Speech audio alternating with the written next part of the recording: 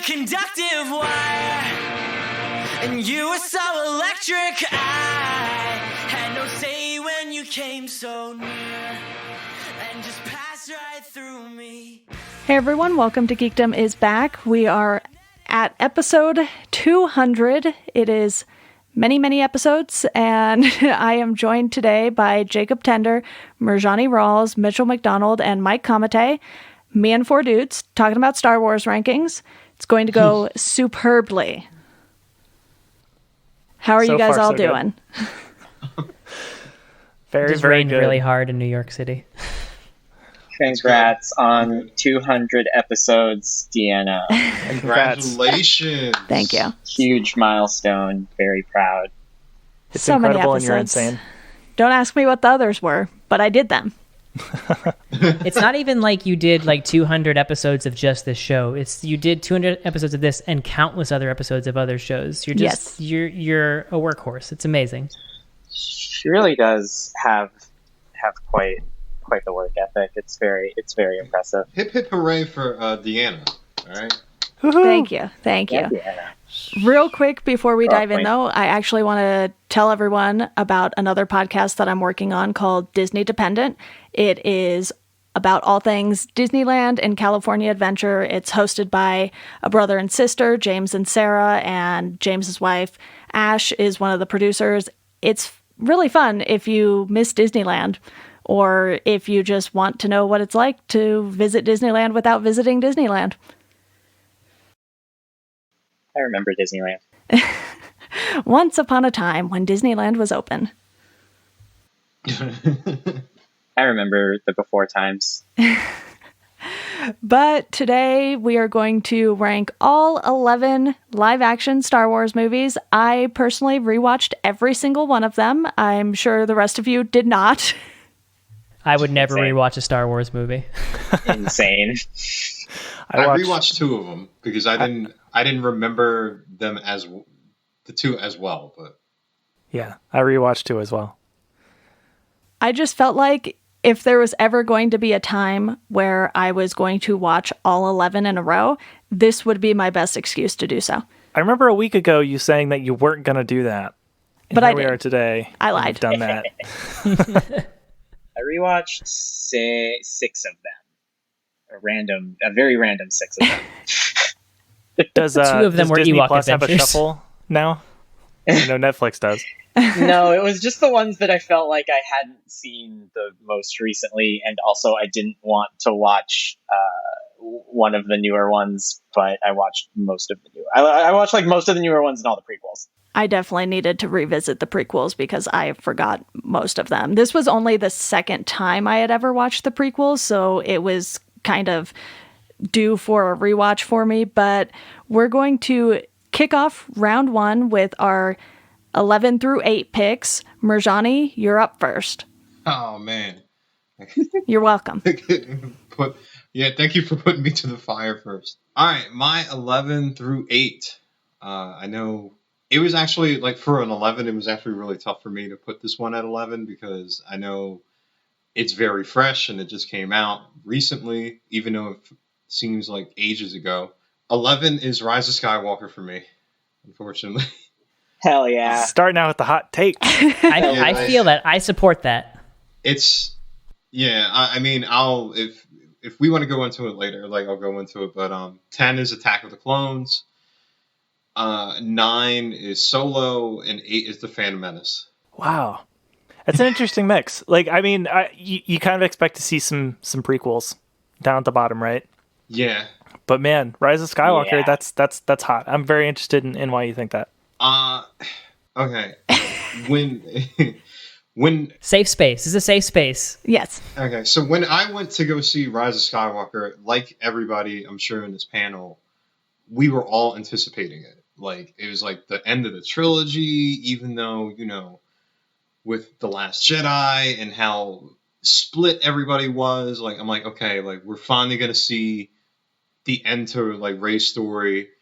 Spoiler, like Senator Palpatine coming back. Maybe this would be cool. It's a little bit, a little bit jarring. I'm like, oh, he's back, but like it's cool to see him back. it was the first Star Wars that I saw, and at the conclusion of it, one, I didn't really know what to think, and two, I felt nothing. Mhm.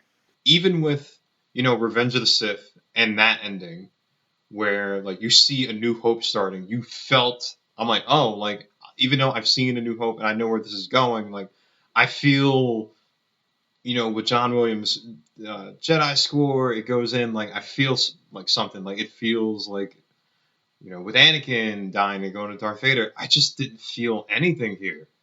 And it's weird because I think for me, Rise of Skywalker, it's basically the whole process of Disney not really knowing what to do with the property. Like they didn't have a plan. Like The Force Awakens was one movie, then The Last Jedi was another movie, and then it seemed like The Rise of Skywalker was retconning a lot of The Last Jedi in it. It's more so the sum of parts to me. Like there's stuff in Rise of Skywalker that I did love, but it's just like there's like, for instance, like the kiss and everything. Like I'm like, what? Why are we making these choices? That's probably why it's at the bottom for me. I have the same 4 at the bottom of my list in a different order. I agree with everything that you just said. Yeah, I totally echo the feeling of like, if I was ranking them based on how much I like them, then yeah, that would be my choice for my bottom too. And not because I thought it was a particularly bad movie, but I just, it just, as a piece of the saga, it didn't wrap things up that well. I mean, it wrapped things up, just not in a satisfactory way, I guess. Yeah. That movie, I watched it yesterday. It sucks. It's so bad. It fucking sucks. Every day it sours just a little bit more for me if I just think about it. It's so bad. You can't. Yeah, everything he said was spot on. I mean, it just is like such a like walked back. It walks back everything that the previous movie did, and that's just unsatisfying. Yeah, it's just like when, from a viewer perspective. Yeah, for instance, like with Rey, and when she says like she's Rey Skywalker, I was like, man, like The Last Jedi did a thing where she's like, I'm not of anyone, I'm my own character, and I thought that was really cool, an interesting plot that they were going to go through. And then now that she's like, Palpatine's granddaughter, and now she essentially is choosing her own path, but it's also being a Skywalker. I would love to see like Rey, not knowing like where her parents came from, not knowing her lineage, striking on her own Jedi path. And it's just like, or even like not a Jedi thing. Like if they're, I thought the speculation before that movie came out was going to be like, oh, they're not going to be Jedis anymore. They're going to be like Skywalkers or something like that. Or Rey is going to. Did anyone in here read the Colin Trevor? So what happened was they brought in, when Disney got the new trilogy, they offered it to J.J. Abrams, and they were like, hey, can you make these 3 movies? And then he was like, no, but I'll make the first one. And they were like, okay. And then they were going to have Rian Johnson do the second one, and then they were going to have Colin Trevorrow do the third one. And then, so they had Rian Johnson do the second one. And then when Book of Henry came out and was like the worst movie ever, they kicked Colin Trevorrow off of the third one and were like, JJ, can you come back and do this? And JJ was like, I guess. So that's kind of why why that trilogy is so disjointed and so has such little like thematic, like an arc that makes sense at all. But did anyone in here read that Trevorrow script? Because I heard it was a lot better than the movie that was made. I did not, but I feel like I'm going to now. Yeah, you got to.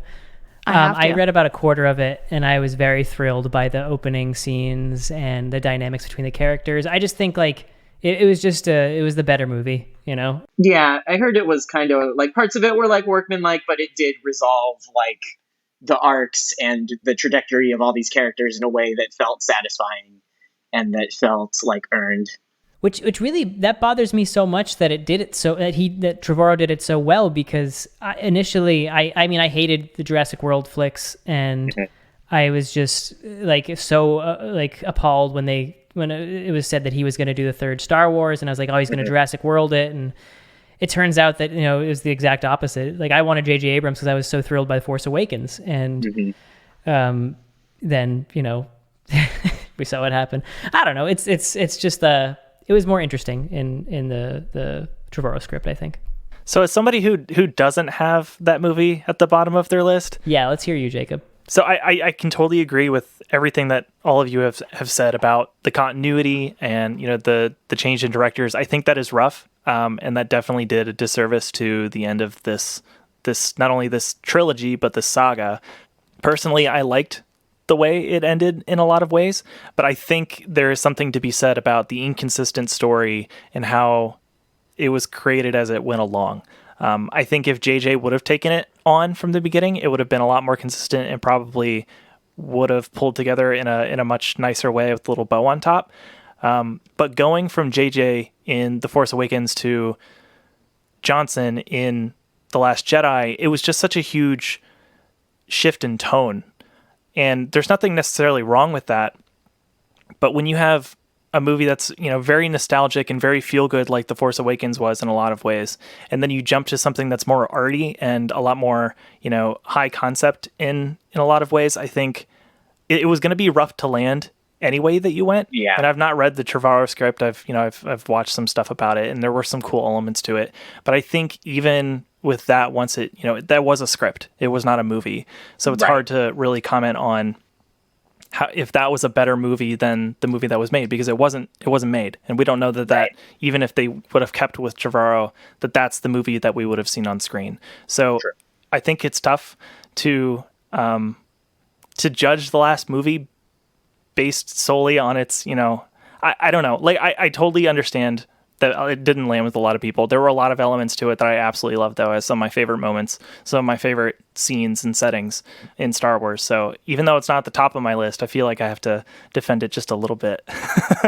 I'll be nice to it, too, because on a second watch, I did enjoy it a little more. There were some things that didn't work well on a rewatch, like the whole scene with Chewie and the transport. I was like, okay, that doesn't really play well the more you see it, because you know what's coming. Yeah. And I think my main problem with it was the fact that, like some of you guys said, with Rian Johnson's idea in The Last Jedi, it could be anyone, and Rey didn't have to be a person who ended up having this, sort of historical last name in the Star Wars universe. And so for me, I think that was the thing that was the most disappointing, especially with the way the movie opens. I was just like, what is going on here? I had forgot like the first 20 minutes of the movie completely. Same. I like wiped it from my memory, I guess. It's fast. I was like, I just saw this in December. How do I not remember this entire opening? But I think it ended up being sort of, I don't want to say middle of the road. I have a few things that I gave 3 stars to, and I think this is technically the better of the 3 that I gave 3 stars to, but it's not the most fun of the ones I gave 3 stars to. The Force Dyad. Oh, God. See, I love that stuff. I eat that stuff up. I love any kind of introduction to lore, and I think that's one of the things that when we finally start talking about The Last Jedi, I think that's one of the things that really kind of burned me. I feel like there wasn't a whole lot added to the story with The Last Jedi. And I felt like at the very least, The Rise of Skywalker added some things to the universe. And I think also, as my last point of defense, is that I really enjoy, I love the Palpatine arc. I think, looking at the Skywalker saga as more a story about Palpatine than about Skywalker makes it a lot more interesting. And I like the way that landed. I like the way that he was brought back. I even like the way that they had pickled Snokes. So much of that stuff landed for me, but I totally understand that it doesn't for a lot of people, because I know that I come into Star Wars looking for something different. Well, Jake, we know this is not going to be in your bottom 4, so unless anyone else has something to say about The Rise of Skywalker, do you want to go ahead and give us your 11 through 8? Yeah, okay. Let's do it. At the bottom was Attack of the Clones. I don't think there's much of a surprise there. Across the board, it's in the bottom 2 of almost everybody on this call. Just over that was Solo, then Revenge of the Sith, and then The Last Jedi. Interesting. And obviously for you, The Last Jedi is down there because, like you just said, it didn't introduce as much to the lore of Star Wars as the other movies do. So for you, was that one that you instantly didn't like as much because of that? Or did it take you a few times of watching it to really come to that conclusion? So of the newest three, of the newest five, really, The Last Jedi was the movie that I felt the weirdest about when I walked out of the theater for the first time, and it was the weirdest that I felt when walking out of the theater for the second time, and I didn't go back for a third watch. And that I think this and Solo were the only ones that I didn't see in theaters at least 3 times. Rewatching it this week, because this is one of the 2 movies that I felt I really needed to give another shot before I officially solidified my ranking. Just so little happens. It doesn't really move the needle so much. It does progress some of the Rey and Kylo Ren storylines, but there is so much of the movie that just doesn't really need to happen. I still take huge issue with the whole casino side story. Okay. I just feel like it's a huge waste of plot, and it does a total disservice to the 2 characters that are primarily wrapped up in that. I don't know. All of the problems that I had with The Last Jedi remain in ways that the problems that I had with movies like Rogue One, for example, didn't stick. I'm okay with a lot of those things now. And in fact, some of them I like, I respect, and I enjoy. But I have not come around to The Last Jedi as much as I want to, because it has some of the most beautiful scenes in Star Wars. And I'm sure I've said that on Bantha Fodder a couple times, but it's it's probably the most beautiful Star Wars movie ever made, but it's just not there story-wise. And I don't know what to say about that, because I love Rian Johnson as a director, and it hurts me to say that. And I do still wish that he would get his own trilogy. I hope that happens for him, because I think if he was able to use his vision for an entire story, that would work a lot better than what we got from him in this arc, which was just that middle piece. Mitchell has been internally screaming the entire time you were talking. So Mitchell, I know you have something to say. What was it about The Last Jedi for you that made it top tier Star Wars? I'll rebut this point. Yeah, it's my favorite Star Wars movie.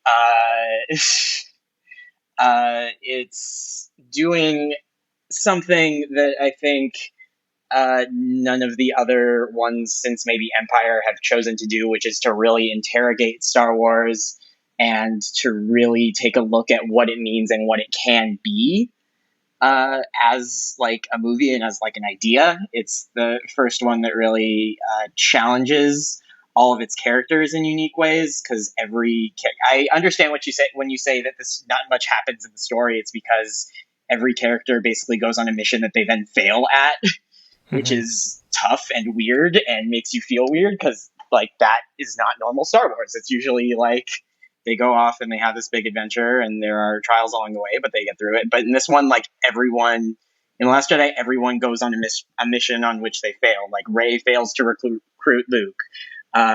Poe fails to listen to his superiors and sends Finn and Rose on that mission, which they fail to find the codebreaker. And then you find out that Luke failed Kylo, which is why he turned to the dark side. And so it's like all these challenging things and all these challenging like arcs and ideas in this movie that are different, very different, and a lot of the times scary for people to like have to deal with. Also, just to touch on the Canto Bight, the Casino Planet stuff, I know that is like a lot of people's main problem, or not main problem, but one of their big problems with this movie. And I enjoy it. I think it is good. I think that it's interesting and fun to have like, normally Star Wars is set in like these like gross, like underworld, slimy bars and stuff. And to see one that's like a high class one, I thought was really interesting. I also thought that it was like touching on the themes of like capitalism and like the actual world that these Star Wars are fought over, which is something I don't think that you see a ton of, because so much of the main movies and plot are wrapped up in like a small number of characters relative to a fucking 11 movie like galactic space opera. Pretty much all of them, especially having come around to Rise of Skywalker, it is a very small circle of people that apparently determine the fate of this chunk of the galaxy. So I think whenever they get outside of that, it's interesting. So I like stuff like the Canobite scene. I like that kind of stuff that's in Rogue One. I like that stuff that's in The Mandalorian. I think all of that is very interesting and important to the entire world. I don't know. This movie made me love Star Wars in a way that I didn't think I had in me. But yeah, it just does so much, and we can talk about it more later. But it is absolutely one of my favorite like movies of this scale. It's my favorite Star Wars movie. And I have a question. Yeah. What's up? Because I agree with everything you're saying. So, like, in terms of enjoying that movie, Mm-hmm. when you left the theater, because Jacob walked out of that theater really confused about a lot of things in his life, and when you walked out of that theater, were you? And this is a feeling that I had. I'll speak personally. I guess it's probably easier.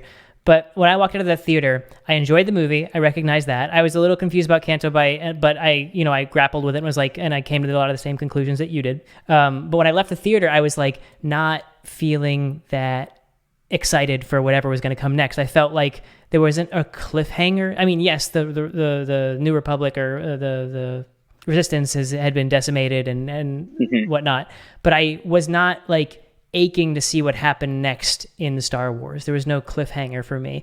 And so, I mean, as much as I love The Last Jedi, that's one of the reasons why I would not have put it up super high on my list, was for that reason. I think that's fair, but I don't know, because it ends, part of the movie is about like myth making, and it's about like how these images are like important and how they affect the next generation of people. So it ends on the kids talking about Luke Skywalker facing down all the First Order and stuff. And then you see the kid with the broom, and it ends on that, which is very not Star Warsy to end on, like not the characters.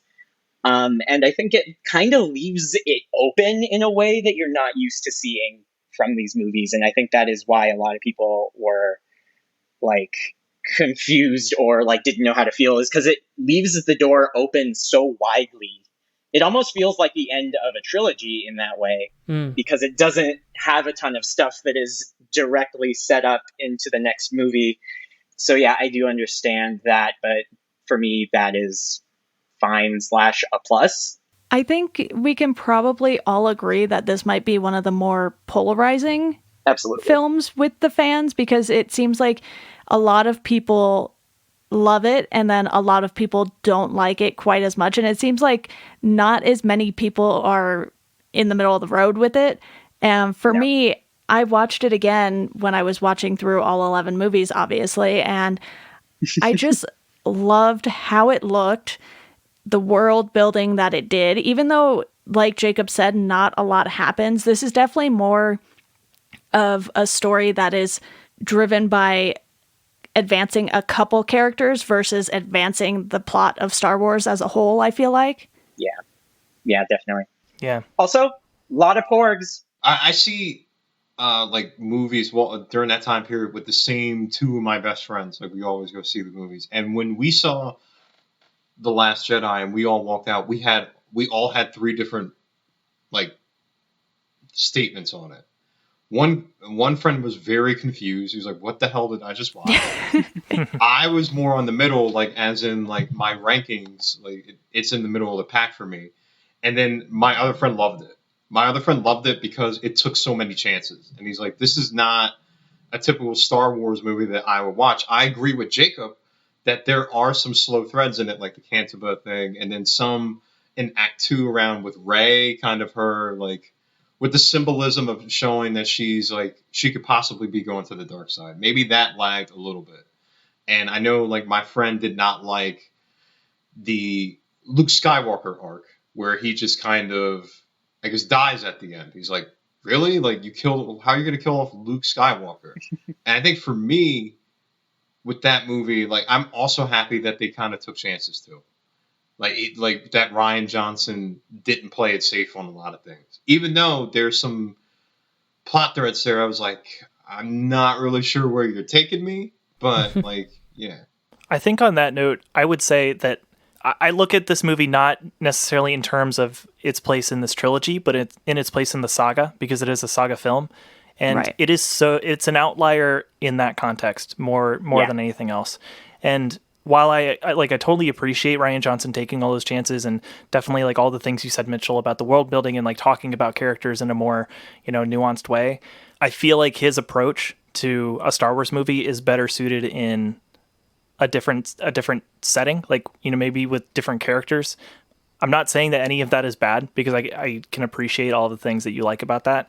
But I think within the context of the story, especially in the saga, it's just such an outlier. And then JJ coming back and sort of retconning a lot of those things and sort of trying to make it more cohesive by tying it to his first movie more. Yeah.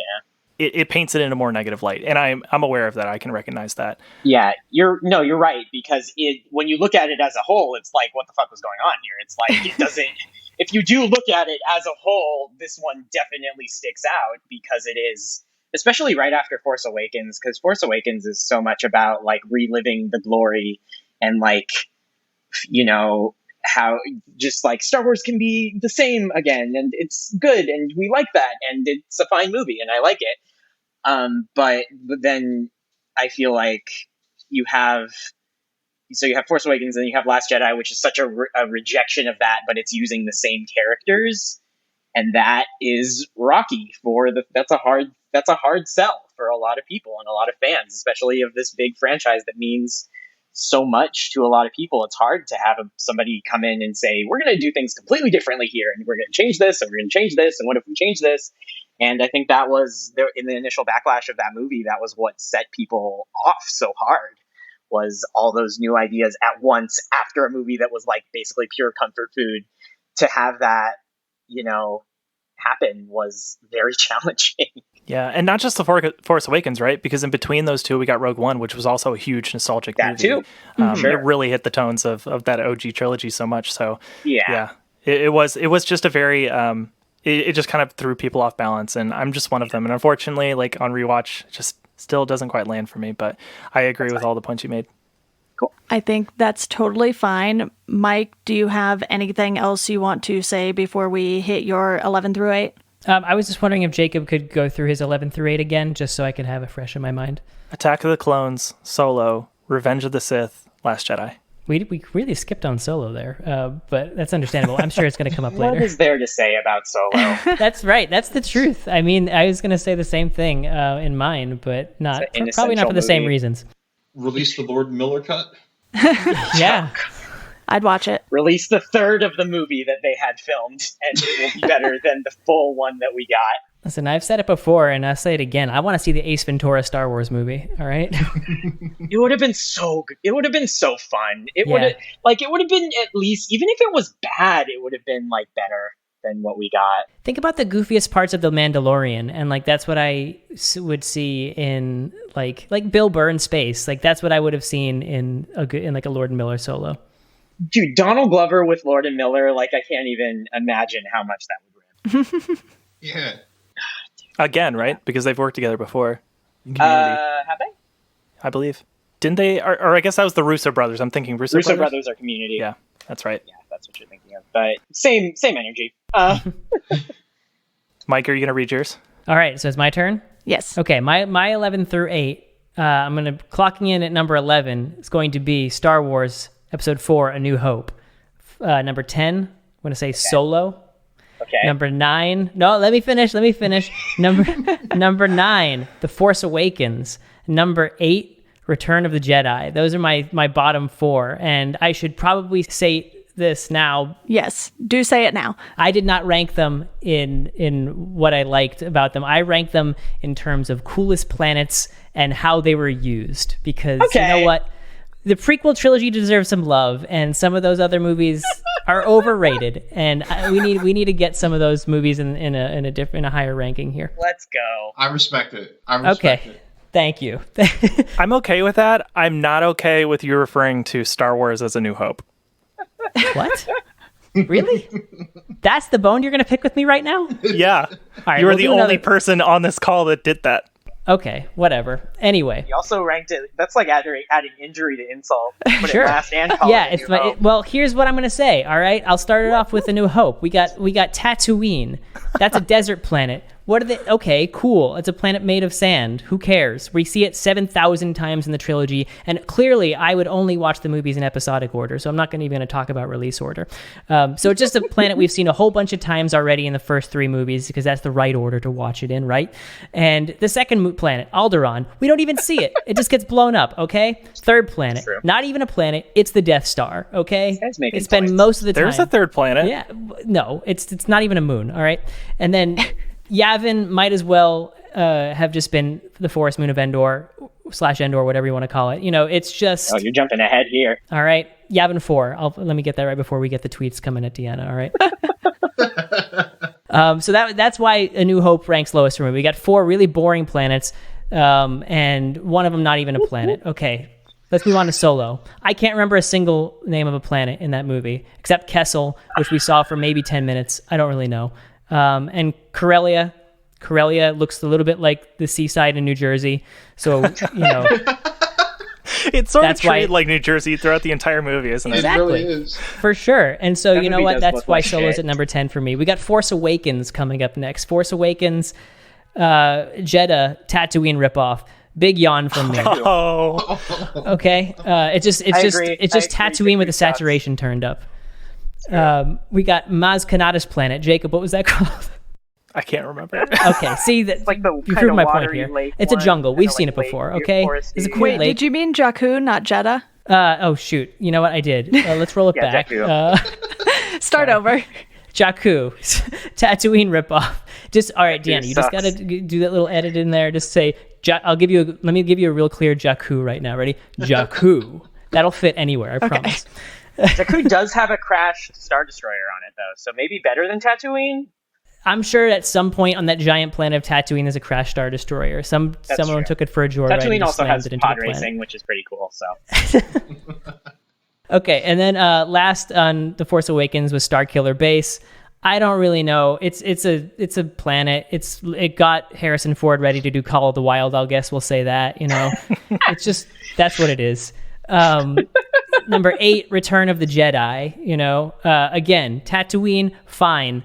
Dagobah, another yawn from me, but I like it because it's got slimy creatures on it, and it's kind of cool. Yoda's just chilling there. It's just a really quiet place. And then Endor again. the Sarlacc pit.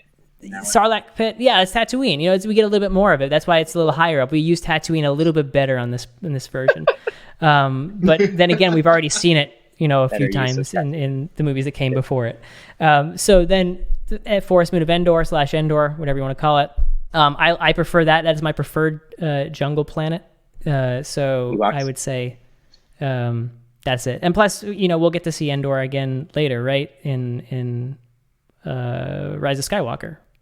So Yes, all right. we can get a second of Endor. We get to see 2 Ewoks. All right, so that's my bottom brackets. I think his is the best one, actually. I just want to let everyone know that I did tell Mike he could use whatever criteria he wanted to rank the movies, and I had no idea this was coming. Just so we're clear. Amazing. I'm angry that mine isn't a bit now. I will say I like this ranking a lot better than the one that you floated to me the other day, which involved characters' hair. Yeah, well, there's only so many times we can put Twi'leks on there and Donald Glover's hair, so I don't know. Lakus are not hair. I just want to make that totally clear. Tell that to the Twi'leks, buddy, all right? Go find a Twi'lek and tell them that's not their hair. It's not their. They'll tell you first. Show me a Twi'lek with hair. That's their equivalent. Oh boy. Mitchell, how about yours? I don't know how to follow that. I feel embarrassed. I wish I could. Don't worry, I'm going to do it 2 more times. Okay, cool. Yeah. Well, I'm glad. Okay, my bottom is at least different from anyone. I have Phantom Menace at bottom. Then I have Attack of the Clones. Then Rise of Skywalker. Then Solo. It's very similar to pretty much some of the other ones that we saw. I put Phantom Menace bottom. I think it and Attack of the Clones really are both really bad, and it's kind of just whatever cheeses you off worse. Like, I think both of their plots are pretty incomprehensible. Neither of them really make a ton of sense. Phantom Menace, I feel like, is a worse culprit of the plot not making any sense. but the thing that made me rank it bottom truly was the fact that there is what I interpreted on this particular rewatch to be a racist character on screen pretty much the entire movie. We're talking Watto? I'm talking Watto, I'm talking Jar Jar, I'm talking the Trade Federation guys, I'm talking, in all honesty, probably Darth Maul. Just based on George Lucas's approximations of all these other characters, I'm guessing that Darth Maul is his stand-in for something, but I don't even know what it is. And I just was really like, holy crap, this movie is going hard with the racism. I know it's supposed to be a movie that's directed at kids, and a lot of the characters are very big and goofy, but I was just like, whoa. Yeah. A lot of talk about blockades and trade agreements for a kids movie. So much, and yet the plot is like a kids movie because none of it makes any fucking sense. I don't know. It is just a whole load of nonsense, that movie. Yeah, it is weird because I like The Phantom Menace for the same reasons, a lot of the same reasons that you like The Rise of Skywalker, in that it touches on class in a lot of ways that are interesting. You mean Last Jedi? No, you were talking about The Rise of Skywalker, kind of talking more about the universe and the people in it, and how the universe sort of interacts with them. Yeah. So I guess even though The Phantom Menace does talk about class and a lot of real issues, it's also the least woke for sure. Yeah, it's weird. It's so weird. A lot of the stuff in that movie. Also, like, I don't know, you don't get any bearing on what the stakes of that movie are. There's a bunch of, like, they keep talking about how on Naboo this, like, droid war is happening, and you never see it at all until the very end. There's talk of, like, so many people getting killed on Naboo, and you don't hear about it. I don't know. Just none of the... It's hard to follow. There's not really a protagonist.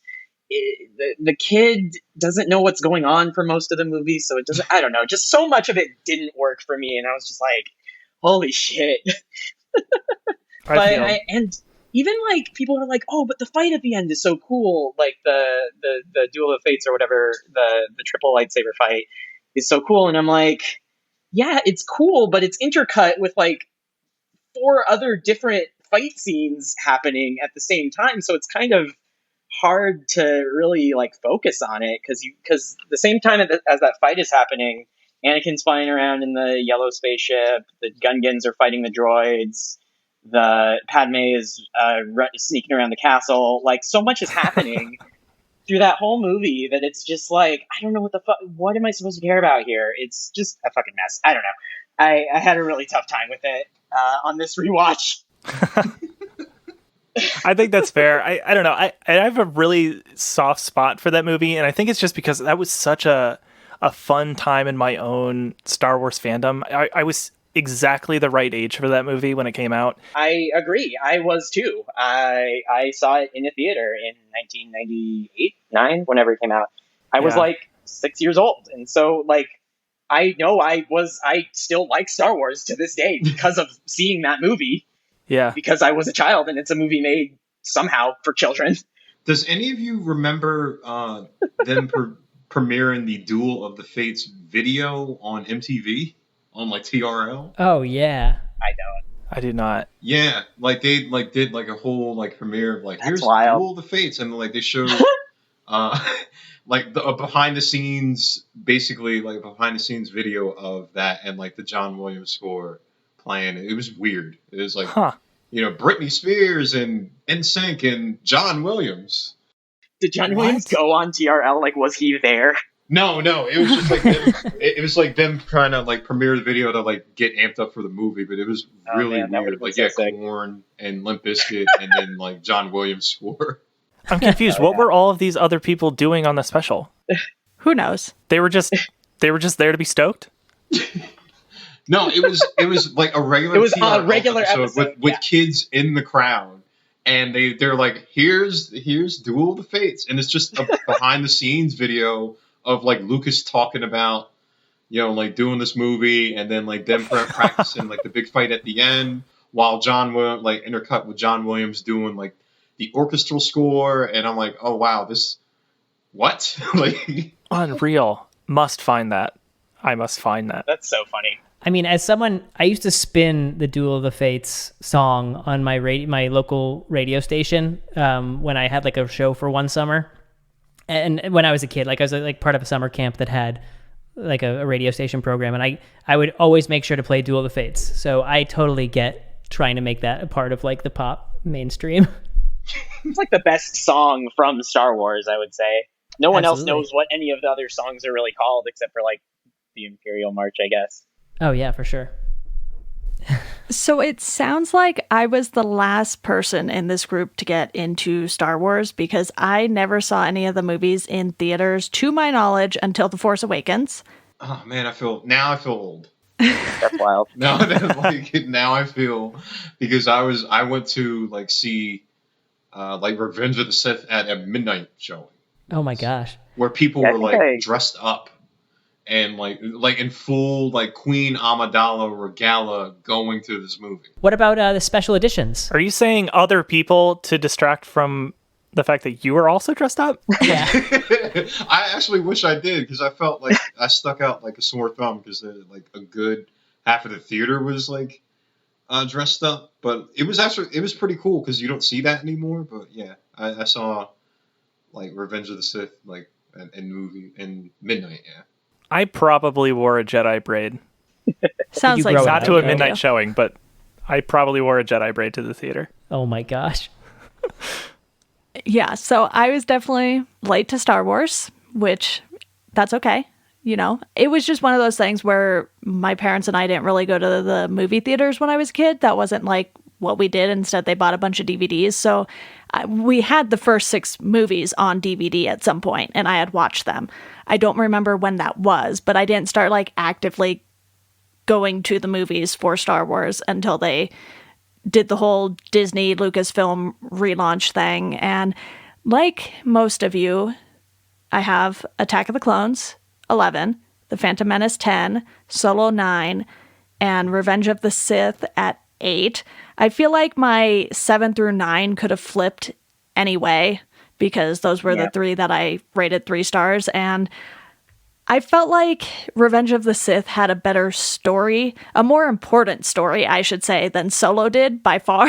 So I was like, all right, Solo's going to kind of be the bottom of the 3-star ratings, even though I think it works as like a heist movie, but not necessarily a Star Wars movie, if that makes sense. It's Yeah. an okay heist movie.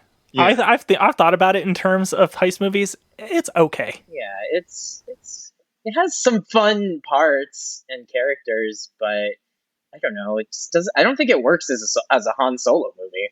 Yeah, I mean, there are moments, especially in the very beginning of it, where I can buy Aaron Reich as Solo, but there are so many moments where I just can't. And I mean, he really gets close. I mean, as far as casting goes, I don't know if they could have done any better, but it just, Harrison Ford just really did something that's hard to replicate. It's just so Harrison Ford that it's just, I don't know who could capture that. Yeah. Tough sell. But it is interesting to see Solo so low on all of our lists. For me, it's the Star Wars movie that feels like if you're gonna skip one of any of them in terms of like importance to the story or like just worthwhileness as a movie, it feels like the first Star Wars movie that I was like, this feels inessential. This feels like this didn't need to be made. And I think a lot of that ties to the fact that they switched directors halfway through filming it, which is not a thing that happens very much, although it did also kind of happen with Rogue One. Yeah.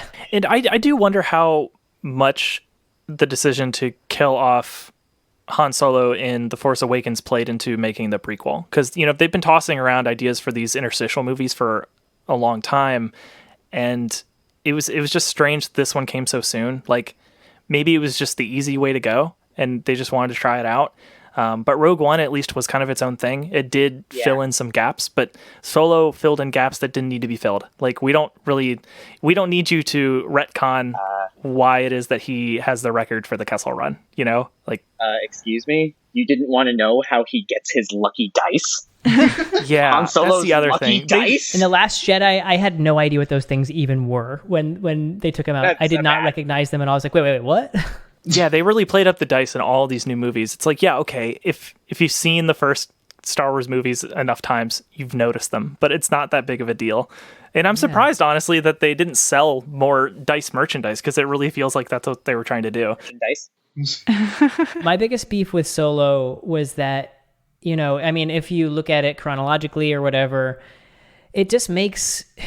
Okay, so we learned from Solo that Han Solo has a heart of gold, and he's just like, he'll always do the right thing. And then, look to Star Wars. I'll call it Star Wars for you all. And the comeback he makes at the end to save Luke on the Death Star, or like when he's doing the Death Star trench run, like it just, well, of course he was going to come back and save Luke after disappearing, because Han Solo already does the right thing. So like if you're watching Star Wars and you get that glimpse of Han Solo first or whatever from Solo, then it makes him a less interesting character in episode 4. Yeah, he has like the same arc. Yeah. It's just a guy who really wants to be selfish, but he just can't bring himself to be selfish. But if you know that he can't bring himself to be selfish the whole movie, you're just like, oh, well, yeah, of course he's going to come back. Yeah, and I think there's a lot of problems with that movie, and I think that is probably maybe the biggest one. My least favorite part of Solo is that the most exciting part of it came at the very end when Darth Maul appeared on the hologram. Yes. Yeah. Absolutely. And the fact that they're probably going to do nothing with that. Yeah, I think I yelled in the theater when that happened. And I was like, it was a very empty theater because we saw it late. Yeah, they say, oh, well, look at that opening. Look at that total gross. Well, sorry, we're not going to pick it up here. Yeah. I mean, I would probably watch either another movie or maybe like a Disney Plus series on Kira, like a limited series sort of thing on, what's she doing with Maul, because this happens in a very interesting part of Maul's arc, and Maul's arc is probably my favorite in all of Star Wars. So to get that tease and to know that we're probably just not going to get anything more from that is a huge, huge, huge letdown. I mean, I would watch that show as well, so I'm kind of bummed it's not going to happen now. He's in the show, right? The Clone Wars show? Yeah. Clone Wars, Rebels. Oh, yeah. He's in both of the cartoons. That makes sense. Yeah, I had no idea what the fuck that was. I was like, what? Why? He's alive? What a pull! I was like, what?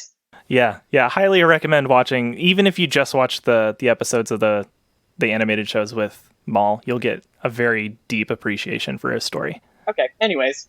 Sorry. Well, guys, I think that wraps up round 1, so we can make our way into round 2 here. Mirjani, you're 7 through 4. I am up again. All right, 7 through 4. This was tough. This was really tough because I feel like my 6 and 7 could have been interchangeable. 7 is Force Awakens, 6 The Last Jedi, 5 Revenge of the Sith, 4 Return of the Jedi. I will say your Revenge of the Sith ranking being top 5 does not surprise me, given how much I know you love Darth Vader. Okay. So with The Force Awakens, right? Like, when I went to go see it, I think we were so happy just to see it. It was like Star Wars is back. And for like the most of the movie, like I felt like when I felt like Star Wars A New Hope. Like, it was just like, oh man, like we're on this new adventure again. There's some people that I know, like Han Solo, and then like Luke at the end. But like we got these new characters like Finn, Poe, and Rey. Like, it was pretty dope. The reason why I feel that 7 and 6 are interchangeable for me, because like I talked about The Last Jedi, like I admire it because it took chances, even though some of them did not land as clearly as I thought. It's a gorgeous movie. I like the kind of through line between Kylo and Luke trying to redeem himself. I think one of my favorite Star Wars scenes ever happens in The Last Jedi when Luke and Yoda are talking and the Jedi Temple's burning down. And how he's like, well, you have to teach her your successes, but also teach her your failure. And like, I just found like that was just such a powerful scene. And then at the very end where I guess like they call him Broom Boy. But when Broom Boy, and it shows that he has a little bit of the Force and he kind of looks up to the stars, I'm like, okay, that's nodding off that like the lineage, that anybody can kind of come out of the Force lineage, which I really liked. Revenge of the Sith, like Deanna hinted, I thought it was the best out of the 3 movies in the beginning trilogy. I really liked, like I've written about it, I really liked how it really goes into how conflicted Anakin is, even though he does some terrible shit in that movie. Like kill younglings and go and then like kill off the Trade Federation, and like you could tell that through his emotions he gets manipulated by Palpatine, and I thought that was so well done. Like if you don't like congratulate Lucas for doing things for the Phantom Menace and kind of what a mess the Attack of the Clones were, I applaud him for doing basically what he did in Revenge of the Sith. Return of the Jedi, it just kind of goes, without stated. Darth Vader or Anakin redeems himself. Like I love that movie. Yeah, I think there's a lot to be said about the Revenge of the Sith. I think it's a pretty solid movie. I would say like it's definitely it's middle of the pack for me. That's stated in my rankings here, but it was so drastically better than the one before it. And I wonder how much of my love for that movie is because of that reason alone or because of the actual story it told. And I think, the whole point of the prequels was to set up Darth Vader. And I think that Revenge of the Sith did the most to reach that end. So I think that's why it sticks. And the emotional resonance between Anakin and Obi-Wan and Anakin and Padme and, Padme's strange death aside, I think a lot of that works, and it makes sense in ways that, some of the decisions that he's making in the second one maybe don't. And then for me, I just really like the whole Palpatine thing. So that movie sort of kicks that whole exciting part off. I liked it a lot more than I was expecting to on this rewatch. I haven't rewatched the prequels since I was an adult.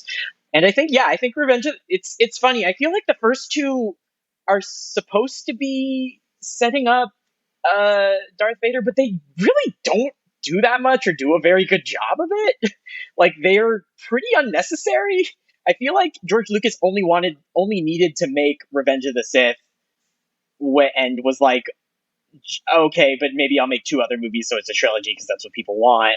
But really, all the important stuff is in Revenge of the Sith. All of the stuff that matters. Like, you don't need to know the fucking whatever the plot of Phantom Menace is. It's not important. You could have a flashback scene of when Anakin gets rescued from Tatooine. Boom, that's all we need from that movie. We're doing pod racing.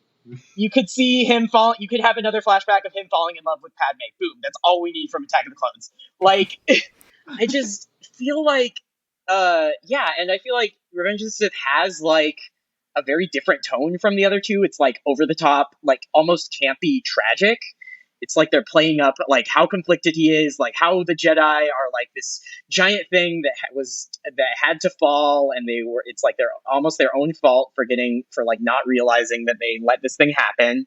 And I feel like actually, I mean, Hayden Christensen's still a big problem. He's not as bad in Revenge of the Sith as he is in Attack of the Clones, but I feel like pretty much everything in it kind of worked for me on this rewatch, aside from some of the CGI action isn't quite there.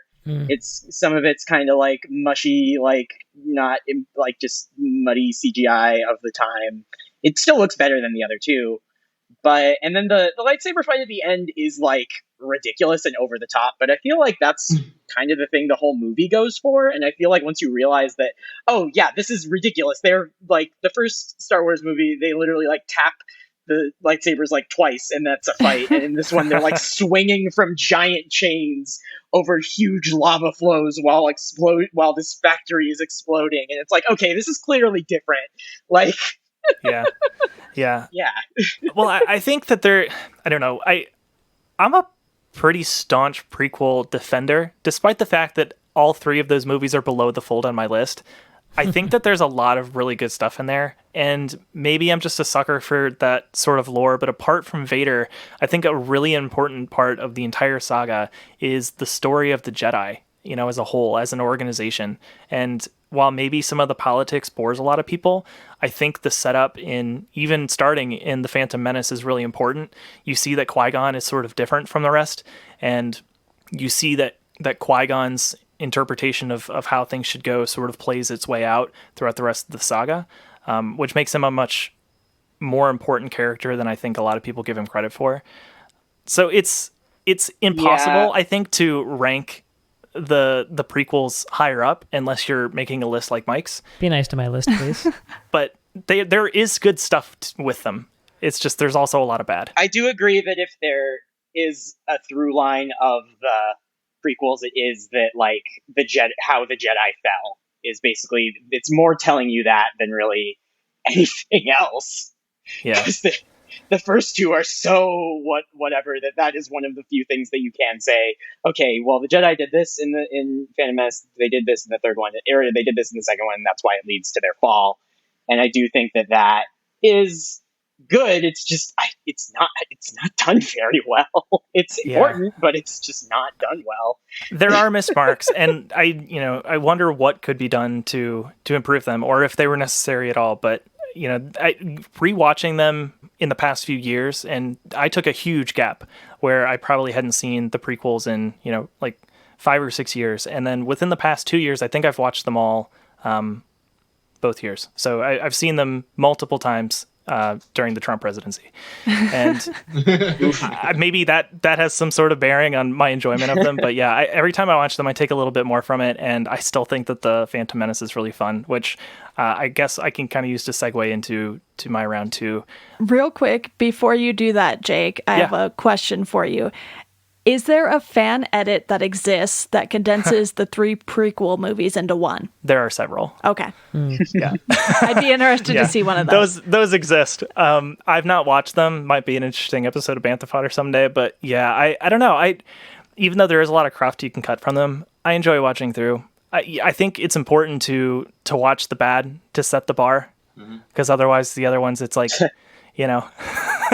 you need something to set a metric. The best part of the Phantom edit is really just that they start the Phantom Menace from the last third of the movie, like the lightsaber duel and everything. It's just like a way better place to start the movie from if you're going to have to incorporate it from somewhere. So like the fan edits really do a big service. There's also like, I can't remember the person's name, but there's a person on YouTube who's done 3 treatments for each prequel, or 1 treatment for each prequel movie.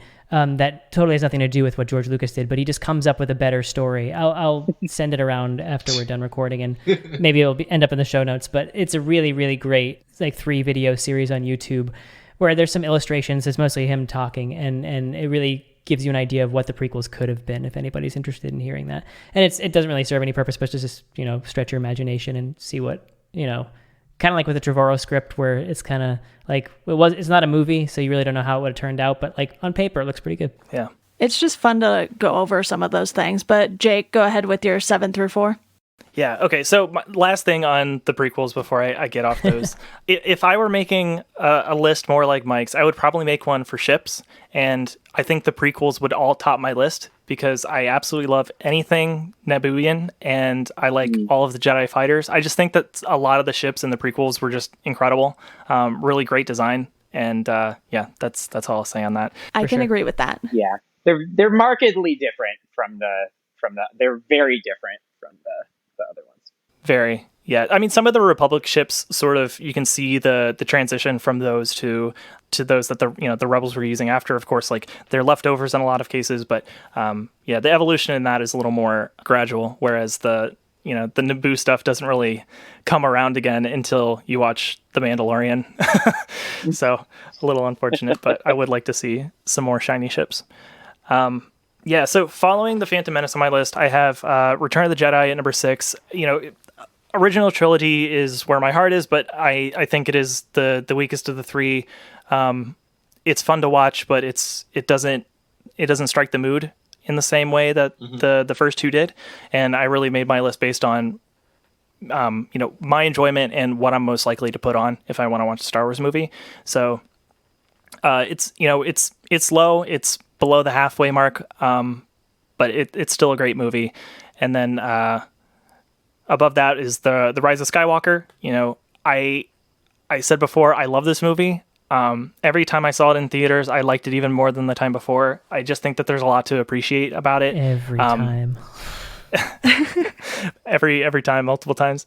Exegol is absolutely one of my all-time favorite locations in Star Wars. I think it's just inspired design, and it legitimately scares me.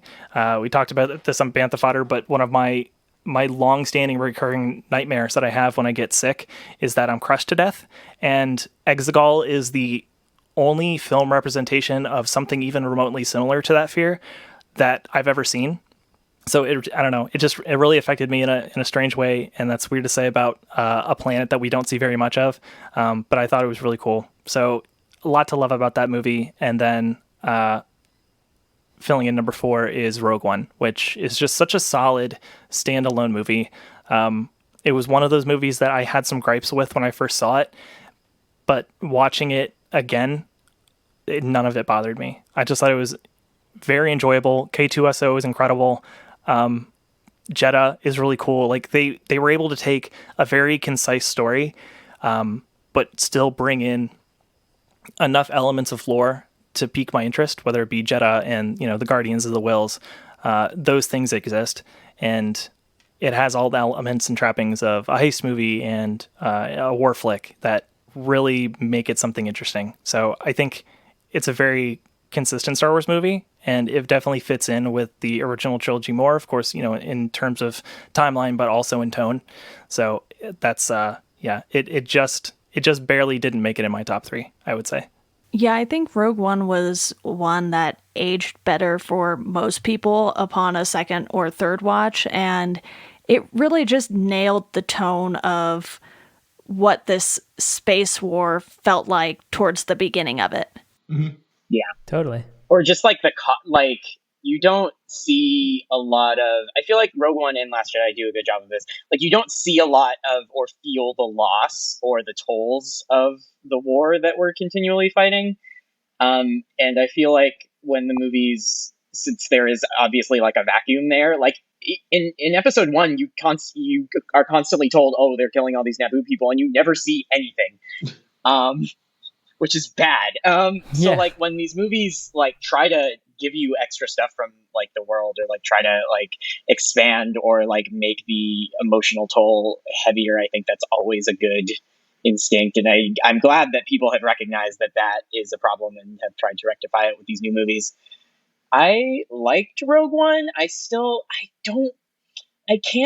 have trouble loving it as much as a lot of people do. I think it's really functional. I think it does so many things right and gets me really excited. But then I don't know.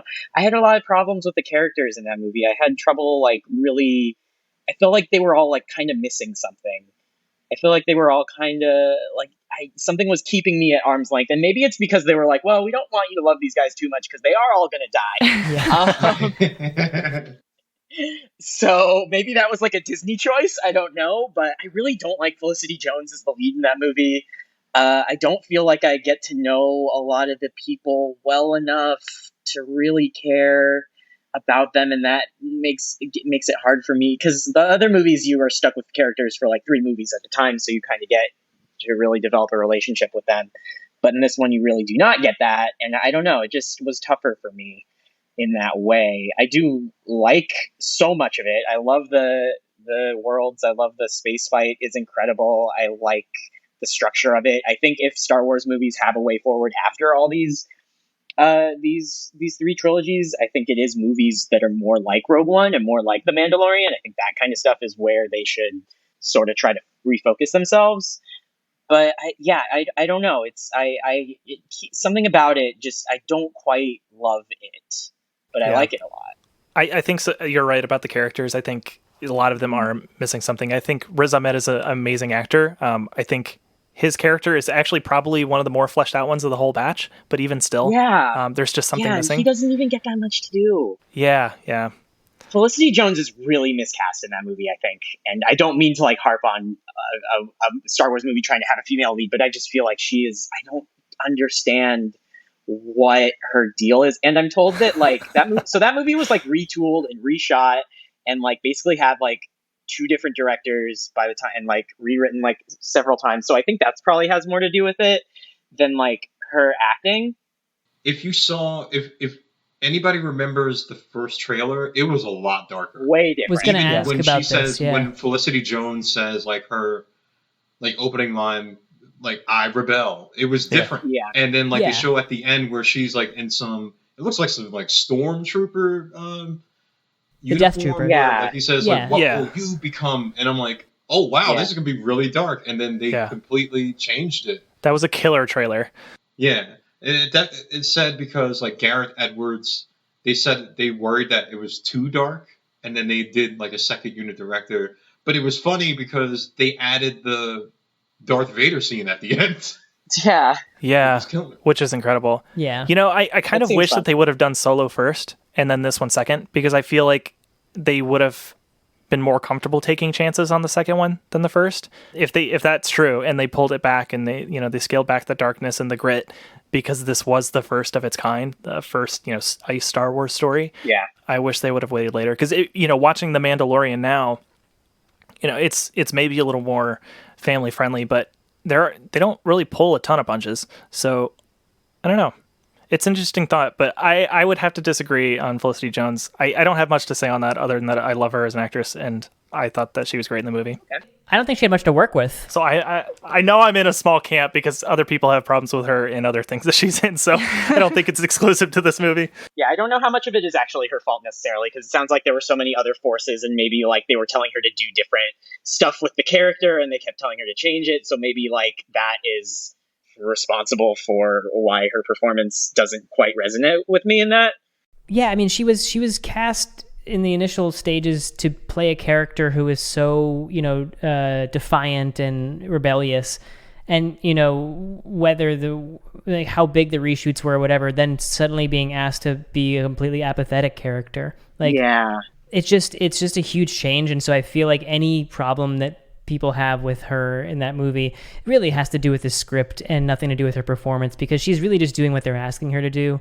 And bringing her own thing to the table when she is asked to do that. But it's just, it's hard to get on board with someone who gives so little shits. And that was really my beef with that character. And I just wonder what the plot could have been. Maybe that's why they changed it, but I just want to know what the plot would have been and what the resolution would have been and what the turn would have been for her if she was just a rebel through all the way, maybe there was, she felt more aligned with the Imperials at the end or something like that, and she had to change something. I don't know. Maybe they just wrote themselves into a dead end, but yeah. Seems like it was just not a lot of clarity and not a lot of like having a vision. Yeah. Mike, I think you and I actually talked about this the other day, but I would have to disagree with like her sort of turn as it exists in this version of the movie that we see. I think we see a little girl who has everything taken away from her. She's sent to live with Saw Gerrera, who, come on, not the best legal guardian. Sure. Yeah, that dude's weird. So you just see over and over again people either abandoning her or things taken away from her. And she was there for the beginning of the rebellion. It's not that, she was completely disaffected. She was part of that fight. But like Cassian, well, maybe not like Cassian, but she left that because she felt that it wasn't helping her, and that there was really nobody there for her. And then you see that turn in the end when you see Cassian, who is sort of the opposite. And, he also thinks that like nobody's like there for him personally, but he believes in this bigger cause. Seeing him believe in her, and melt that barrier of trust away. And you can see that she's getting excited about the idea of rebellion again. And I don't know, that works for me, but Okay. Yeah, I don't know. Mike and I disagree about character decisions in just about every episode of Star Wars. There's absolutely nothing new here. That's fair. I also think it's interesting that you say they should have done Solo first, because wasn't Solo the movie that did so badly that they were like, actually, we're going to cancel all these plans we had for other Star Wars movies? But I think Rogue One would have been in development by that point already, because I think Rogue One and Solo were kind of being worked on with some sort of overlap. Definitely. Yeah. I mean, Solo was in progress when Rogue One was out. So no, I know. It's just I remember that happening and being like, oh shit. yeah. Well, Mike, I think now is the perfect time for you to tell us how you feel about the planets in Rogue One. Sure. Nice. All right, so number 7 through 4, here we go. Rogue One comes in at number 7, and I'll say it correctly this time, Jeddah, not Jakku. Jeddah, honestly, it was very, looks-wise, it didn't really bring anything new to the table. It was pretty boring, and it was probably the coolest when it was getting exploded. So that's how I feel about Jeddah. Rainy planet, don't know the name of it, boring to me. Very dark. It's just kind of like one of those Jurassic Park things where we just hide it in rain and darkness and we'll just do everything around it. Like, it just seemed kind of lazy to me. And then tropical planet, I like it. Change of scenery, bright sun, beaches. I'd like to go hang out there. Not really top of my list though. Number 6, we got The Last Jedi. Crate, cool as hell, you know? I mean, I almost wish I had put this higher up on my list because Crate is just like a great idea for a planet. It's just, you know, it's salt. What else can you say? It's just that red planet with the white planet with the red underneath. It's just, I like it as a design idea. Like, a lot of this list comes from like, what is, like, are the inhabitants cool? Are the creatures cool on it? Does it look cool? And Crate definitely is pretty high up there. Canto Bight, I honestly kind of like the idea of Las Vegas in space and not being a space station. It's just like, it's just, you get to see a lot more of the galaxy. I think, honestly, I'm kicking myself right now for not putting Last Jedi closer to the top of my list. But, you know, I'm just going to go with it. I'm just going to gush over it as it is. And Octu, that is just, I like the idea of a planet. I want to imagine that's the only landmass on that entire planet and just an ocean, but I have no idea. Yeah. And I think the inhabitants are cute, the little, like, nuns or whatever they are that are hanging out. The caretakers. Oh, they rule. The porgs, the caretakers, so good. Yeah, it's kind of like, it's an opposite of Dagobah to me. It's kind of like a reflection because Dagobah's like swampy and gross and wet. And this one is also wet, but it's more bright and sunny, and except when it's raining, I guess. And I don't know, there's a lot of Force resonance there. I guess Luke went there for a reason, maybe. And also the moves. There's also Don't forget the moves. Is that the thing that he drinks the milk? Yes. Yeah. Oh, I mean, yeah. honestly. Oh, yeah, baby. I really wish I'd bumped this to the top of my list. I wish I'd thought harder about this list, you guys. I'm sorry. Come on, man. I think also, Mike, I have to point out, I think you missed a planet on Rogue One, the first planet. It has a title card. I can't remember the name of it. Yeah, I know. They gave us those title cards because they're so unremarkable. The Black Sand Beach planet. It's where, like, Cassian meets up with that guy to get that information and then shoots him back. It's like a base or something like that, or a space station. It's like a mining colony. Yeah, it's like a town. Yeah, Cassian Murder Planet. I don't know. That's fine. Okay. Number 5, The Rise of Skywalker. Again, this is a situation where I probably wish I put it further up my list, but I need to leave those prequels at the top, so you got to bear with me here. So Exegol, like, totally cool planet. Like, it is. Jake, I totally understand where you're coming from with the crushing nightmares. I used to have dreams like that. Large masses crushing down from the top, and seeing that in theaters absolutely brought me back to that place too. And when we connected on that, when we reviewed the movie, I was just like, it was very weird and eerie to find that we both had that experience, but maybe it's just a universal experience. The ocean on Endor, I like that. I like the expansion of Endor. We're seeing more geography, you know, and also just, I feel like that planet gets a second chance, because of how the Death Star crashed into it and changed the way its landscape and whatnot. Is that the same planet in the Endor system? Is it the moon? I imagine. Yeah. But it's a different moon. It's a different moon? I thought it was in the same system, but I don't think it's actually the same moon of Endor that the shield was on. Yeah, I think it's a different moon. It's the oceanic moon of Endor as opposed to the forest moon of Endor. Yeah. We'll still call them Endor, though, because that's just what we do. Yeah, why not? It's got the big crash Death Star, which is pretty cool. Sure. Just climbing around it. Burning Man planet, whatever that one was. I didn't really do anything for me. I kind of like the lizard on it, though, like the snake thing underground that Rey heals. That was kind of fun. So that's why I made it pretty high up on the list. And then World War II planet. That was cool. And I say World War II as in like a European small village kind of covered in snow. That was fun as well. So that's my number 5 pick. Number 4, we finally get into the good ones, you guys. We got the Phantom Menace. It's our first introduction to Tatooine. And I know I shat on Tatooine earlier, but I just want to say, this is the first time we're seeing it where it's like, whoa, look at this desert planet. Is it really all a desert? And yeah, it's really all a desert. It's crazy. Our first exposure to Coruscant. is it really just a giant city? Yeah, it's really just a giant city, and that's cool as hell. And I think if you look into other media and see how like the depths of Coruscant go and everything, I think it's really cool to really it created something really amazing that you didn't think you could ever see, and you see it in this. And then Naboo, you know what? It's just a very diverse planet. We have an ecosystem under the water with inhabitants there, and we have people on the top of on the land, and we got some cool starfighters, and so the people there clearly have some good sense of design. I love the architecture. I love the hair. I love the outfits. I love the idea that there's two species on this planet that are just kind of like coexisting but not really hanging out until the end. And then that's my number 4. And I also like the fact that Naboo is created with the salt. The way that they did the waterfalls on Naboo was through the salt pouring through the green screen or whatever. So that's bonus points for me. Mine gets up there. I do think that the reason that people still like watch and love the prequels, even though most people are like, these are bad, is that even there's something about Star Wars that it just has like a sense of continuity, even like when the movies make no fucking sense. It has a sense of production design and continuity and like a detail in just the way that it's assembled that sets it apart from a lot of other really any other like science fiction properties and franchises. And I think that is what causes people to sort of fall in love with it, and even like the parts that they're like, well, this isn't as good. It's what causes people to still care about it and still love all the parts of it.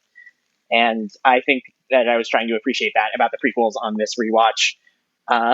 Because I do think that like the production design in those is really good. Like I really liked one detail I really liked in Phantom Menace was the Gungan city that's like all those underwater orbs. I thought that was like so cool. I was like, I don't even remember this part, but this is so sick.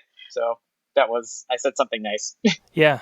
And the costume design too. I mean, like anything that the Queen wears is just absolutely crazy. I finally tracked down a copy of like the production design book from Star Wars, and it has like all of those, the costume designs and everything, and I'm really excited to pour into that when it gets here.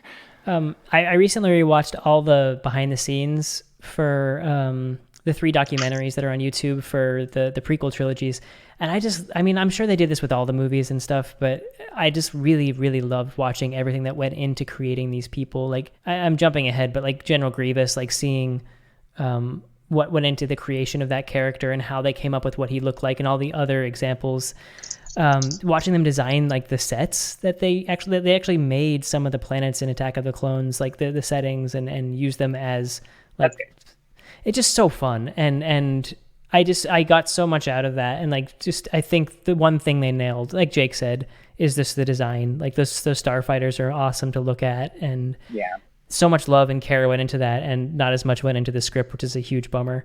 But it just shows that like he knows who to hire. I hope that with Disney Plus, giving more people access to these movies, that there is a newfound love for these, and that the appreciation will spread to a younger generation.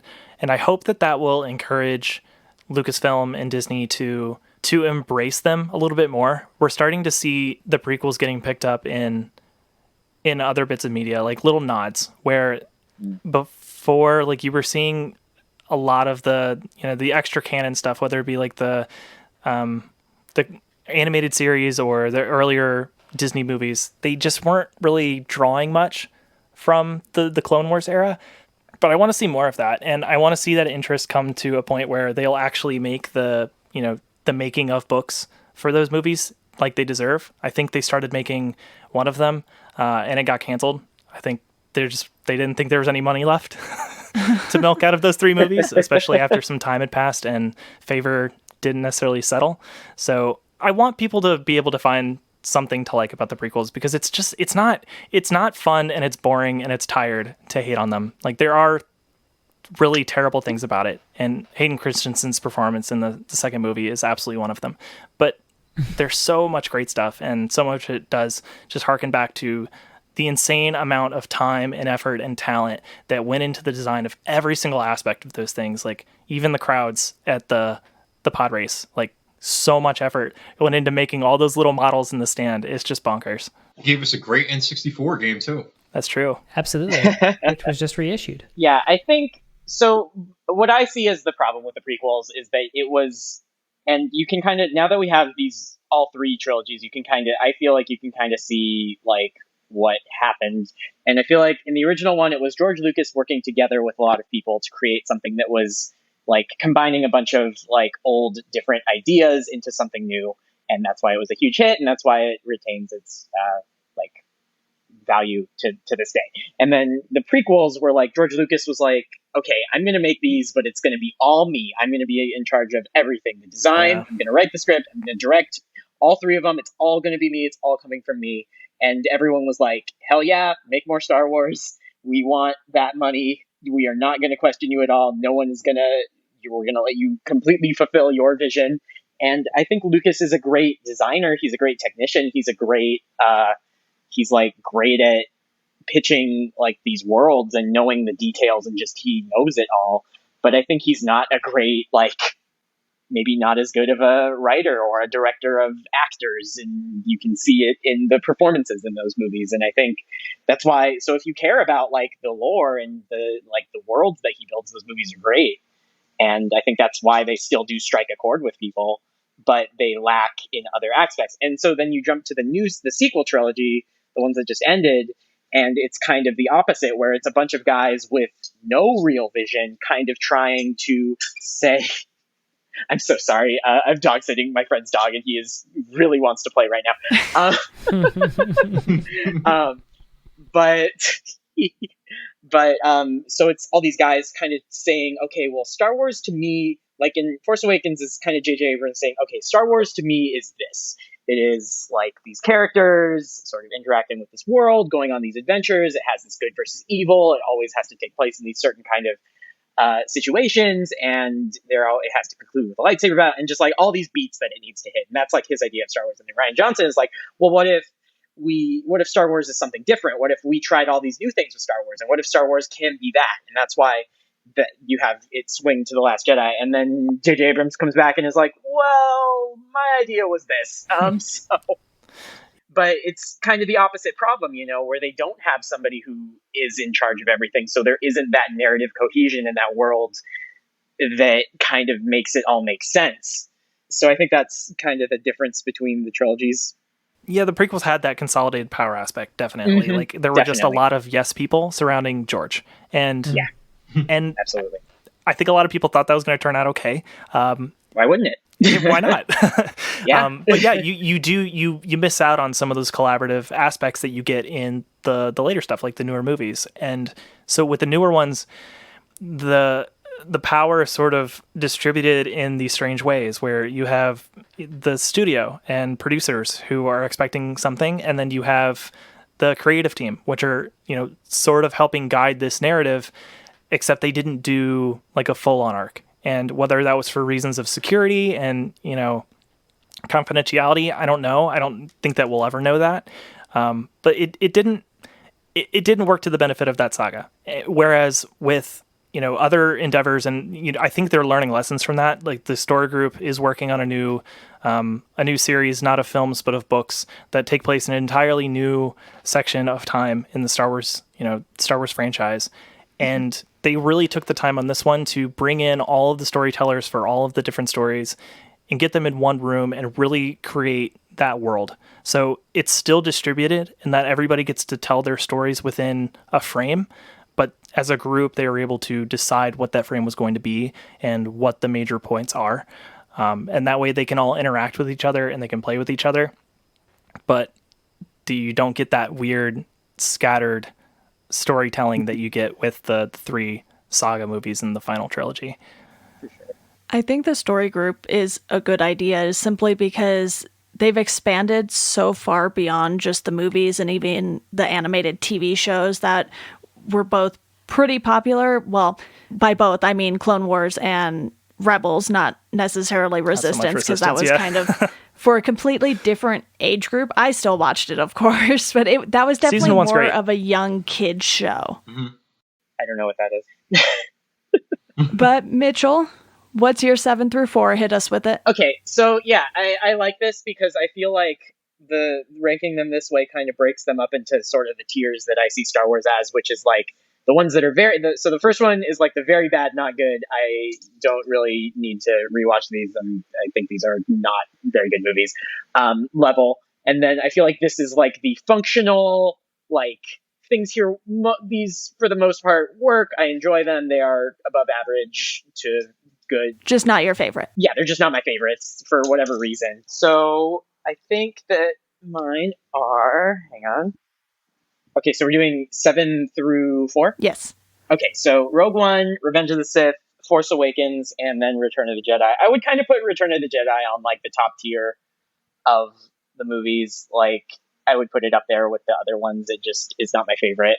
But yeah, I feel like all of these work to a degree or another. I feel like they are all like decent to good Star Wars movies. There just are things in them that I'm not completely in love with, like I am my top ones. So, does anyone? I feel like those are pretty in line with. We've pretty much covered most of them here. Yeah, with my 7 through 4, I kind of feel the same way you do, Mitchell. But with The Rise of Skywalker at 7, that one could have gone either way as far as these two tiers for me. I easily could have put Revenge of the Sith in the 7 spot instead of The Rise of Skywalker.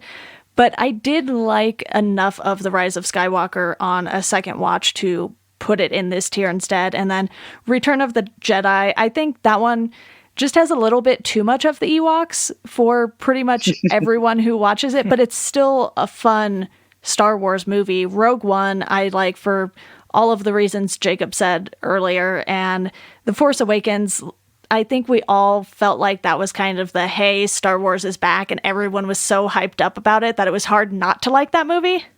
On Return of the Jedi, something I find really interesting is that when anybody has anything, critical to say about the movie, generally it has something to do with the Ewoks.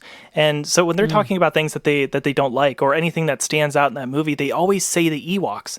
And the Ewoks are in such a small portion of that movie. And, they are probably one of the more least interesting parts of it, but it is the thing that people talk about when they talk about Return of the Jedi. And Yes. I think that's phenomenal because the big first half of that movie is awesome. Everything that happens on Tatooine is so fun and so cool, but we're not talking about the Rancor. We're not talking about Leia breaking in and saving Han. We're talking about the Ewoks.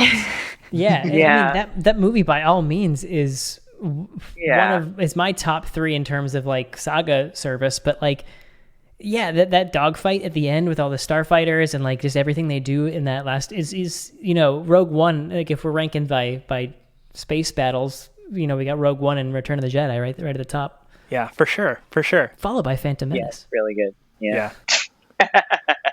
Try spinning. No, I think Return of the Jedi is great and is like just under the other two because the other two are giving me something new, Right. or something that I've like never seen before, and something that like kind of changes cinema forever. And just for and it's not even really the movie's own fault, but Return of the Jedi is not doing that. It is giving you a very good Star Wars movie that's wrapping up this trilogy. And I think that just the fact that it's not doing what the other two did and being as meaningful to not only like the world building, but also like the cinematic landscape. Literally, those two movies changed cinema forever.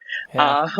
It just kind of is what separates them. But I still think it is as enjoyable and stands as like the original trilogy is fairly unimpeachable for me, even though I do like The Last Jedi more. I would say that if I'm watching Empire, I'm watching Jedi also. Like I will watch Star Wars on its own. A lot of times, like if I'm in the mood, I will watch the trilogy in its entirety, not in one day necessarily, but like in a short period of time. But if I'm watching Empire, I'm almost certainly going to watch Jedi also. I think Star Wars in general works better as I just want to watch this one because of how it ends. And I kind of get a feeling that you can just watch that one without feeling the need to watch the whole trilogy to get a story arc. It's paced a lot differently than the other ones. Like Star Wars, the original Star Wars is like so much slower than the other. Like it takes a while to get going. You really get to just hang out with Luke and Obi-Wan, and then you get slowly introduced to like Han, and then you get introduced to Leia, and it really like builds it's really paced a lot differently because it takes so long to get to like the action in that movie. Mm-hmm. And so I do see it as kind of different from the other ones, and that's kind of what gives it its own kind of thing. Yeah, I think also because the characters are together primarily for most of the movie, it also feels more like a TV show. Like you can segment that movie into parts. You know, you can have Tatooine as one episode, you can have Endor as another. It has very distinct portions to it that make it more digestible, and I think fits That's what true. Deanna was saying, where it is something that you can just kind of watch on its own because you have these established characters, you already know how they interplay with each other, and here we can just get some story and some action. Yeah, interesting. Yeah, well, that wraps up round 2 here. So we're heading into the final round. Mirjani, your top 3? Round 3. Number 3, Rogue One. Number 2, Star Wars: A New Hope. And number 1, Empire Strikes Back. Nice. Solid. Empire Strikes Back is one of my favorite sequel movies ever. A lot of people regard it as one of the greatest sequel movies ever, up there with like Godfather 2, I heard at some point. It's just the whole thing with like ending on a cliffhanger and things going wrong, so wrong for the heroes. Like everything goes wrong. Han gets, put in that carbonite. Yeah. Mm-hmm. Luke loses a hand. You find out, he has a father and he's mechanical. He's Darth Vader. Mm-hmm. Yeah, the betrayal, like Leia in peril. It's a crazy way to end like a middle movie. And like for all the chances it took and all the moments, with Luke having with Yoda in that movie as well, like it's probably the best for me. Star Wars, like A New Hope, is just, it's the movie, but it wasn't better to me than Empire Strikes Back. And Rogue One, when I saw Rogue One, I was like, okay, this is what I got excited because this is what they're gonna do with like those type of one-off movies. Like it's gonna be a badass, retelling of history and lore, and we're gonna get new characters, and I think that's why I didn't like Solo so much. Like if Solo came first before Rogue One, I probably would have ranked Solo a little bit higher. But since Rogue One came out and we got that story, and of course a famed K2SO, who's like one of my favorite Star Wars characters in the whole thing. Rogue One is up there for me. I do love the robot. Yeah, I think that's a solid list, and you can tell that you like Vader for sure. Yeah. Like Anakin's arc for me throughout the whole entire Star Wars lore is it's interesting because, he's this little boy that is not supposed to be in the Jedi Order. He has these midichlorians and he's too old, but like Qui-Gon takes him anyway because he's like, okay, he's going to bring balance to the Force. It's all his fault. But then you see him go down this path where, like, I think in Attack of the Clones, where he kills the Tusken Raiders because he finds like his mom has died, and you see that rage within him, and then the whole weird stuff with Padme, and then like the love story there, and then you see him, I guess, go to the dark side because he wants to save the person he loves, but at the same time he's conflicted, and you can tell even throughout the whole, I just like trilogy and everything that like there's still good in him. And it comes to a head at, Return of the Jedi. You know what I mean? He gets to see Anakin, and he's this powerful guy, but like when he loses his helmet, he's just like this guy basically on a respirator. And it's so fascinating, his whole character arc to me. Yeah, and I think Vader's cool because I think what makes Vader more interesting to people during his time as Vader rather than his time as Anakin is because he's under that mask, like you might know some of his backstory, but you can also project a lot onto him because you can't see his face. Mm-hmm. Mm-hmm. And I think that allows a lot of people to view Vader differently than, the next person. And that's what makes him so fascinating because he is menacing. He has that voice, he has that posture, he has that cloak. Everything about him is intimidating. But there are those moments where he hesitates, where you think somebody surely as powerful as him would just be so ruthless, like you see at the end of Rogue One. That's the Vader that you imagine when you think of Vader, but when you're watching Vader, there's so much more to him. He is so much more complex. He is really, truly one of the great film characters. He's fascinating. Yeah, I mean, you could say that for Luke too. You know, Han Solo's arc, even going with, you know, The Force Awakens is pretty cool. You know, it's just, I don't know. Looking back at this whole trilogy now that I kind of given this whole list, even with the problems that I have with some of the movies, like I can undeniably point to each movie and pick at least 2 moments where I'm like, that's amazing. Like even with, I'll say with The Rise of Skywalker, where Kylo Ren sees a vision of Han Solo.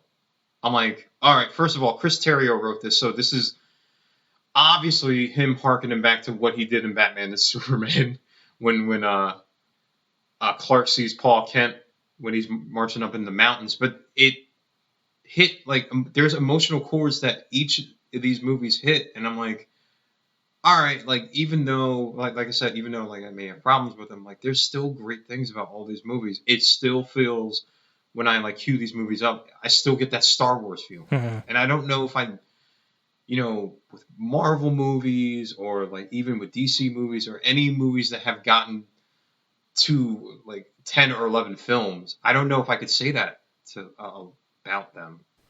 Yeah.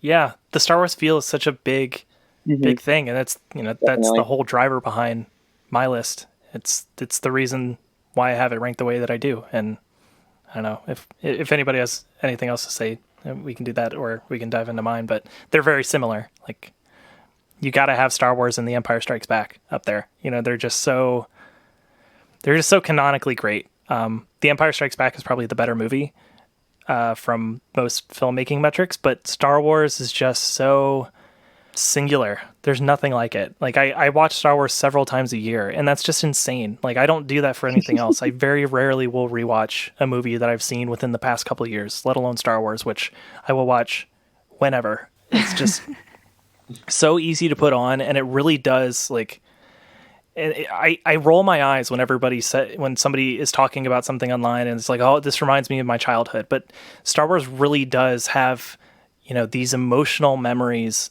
tied to it that take me back to very, very early points in my life. Like, I can't remember what I said. I think we might have talked about it in our pilot episode of Bantha Fodder, but I think I first saw Star Wars when I was maybe 4 or something, 4 or 5. Okay. And it's just so crazy to have something evoke memories of that time, you know, playing with a lightsaber in my backyard. Like, so many of my childhood memories revolve around Star Wars in some way that, I don't know, it's a singular thing. And I don't think that I can really explain why Star Wars itself is my number one movie apart from that. It's just so embedded in everything.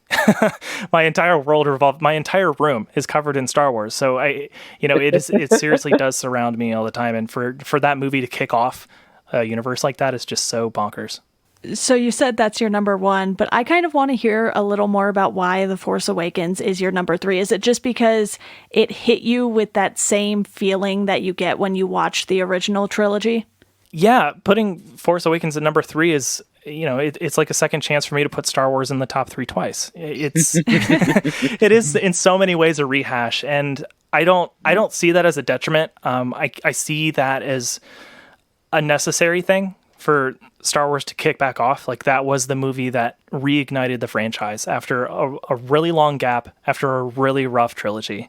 And The Force Awakens hits a lot of those nostalgic chords while also introducing us to some really amazing new characters and taking some bold choices with them. So yeah, I think The Force Awakens deserves to be up there. It may not be like the most interesting Star Wars movie, but I think it really did something very special for the saga and for an entire generation of new kids who can enjoy Star Wars, particularly girls. Like, the number of girls that I see interested in Star Wars now is way more than there ever were when I was a kid.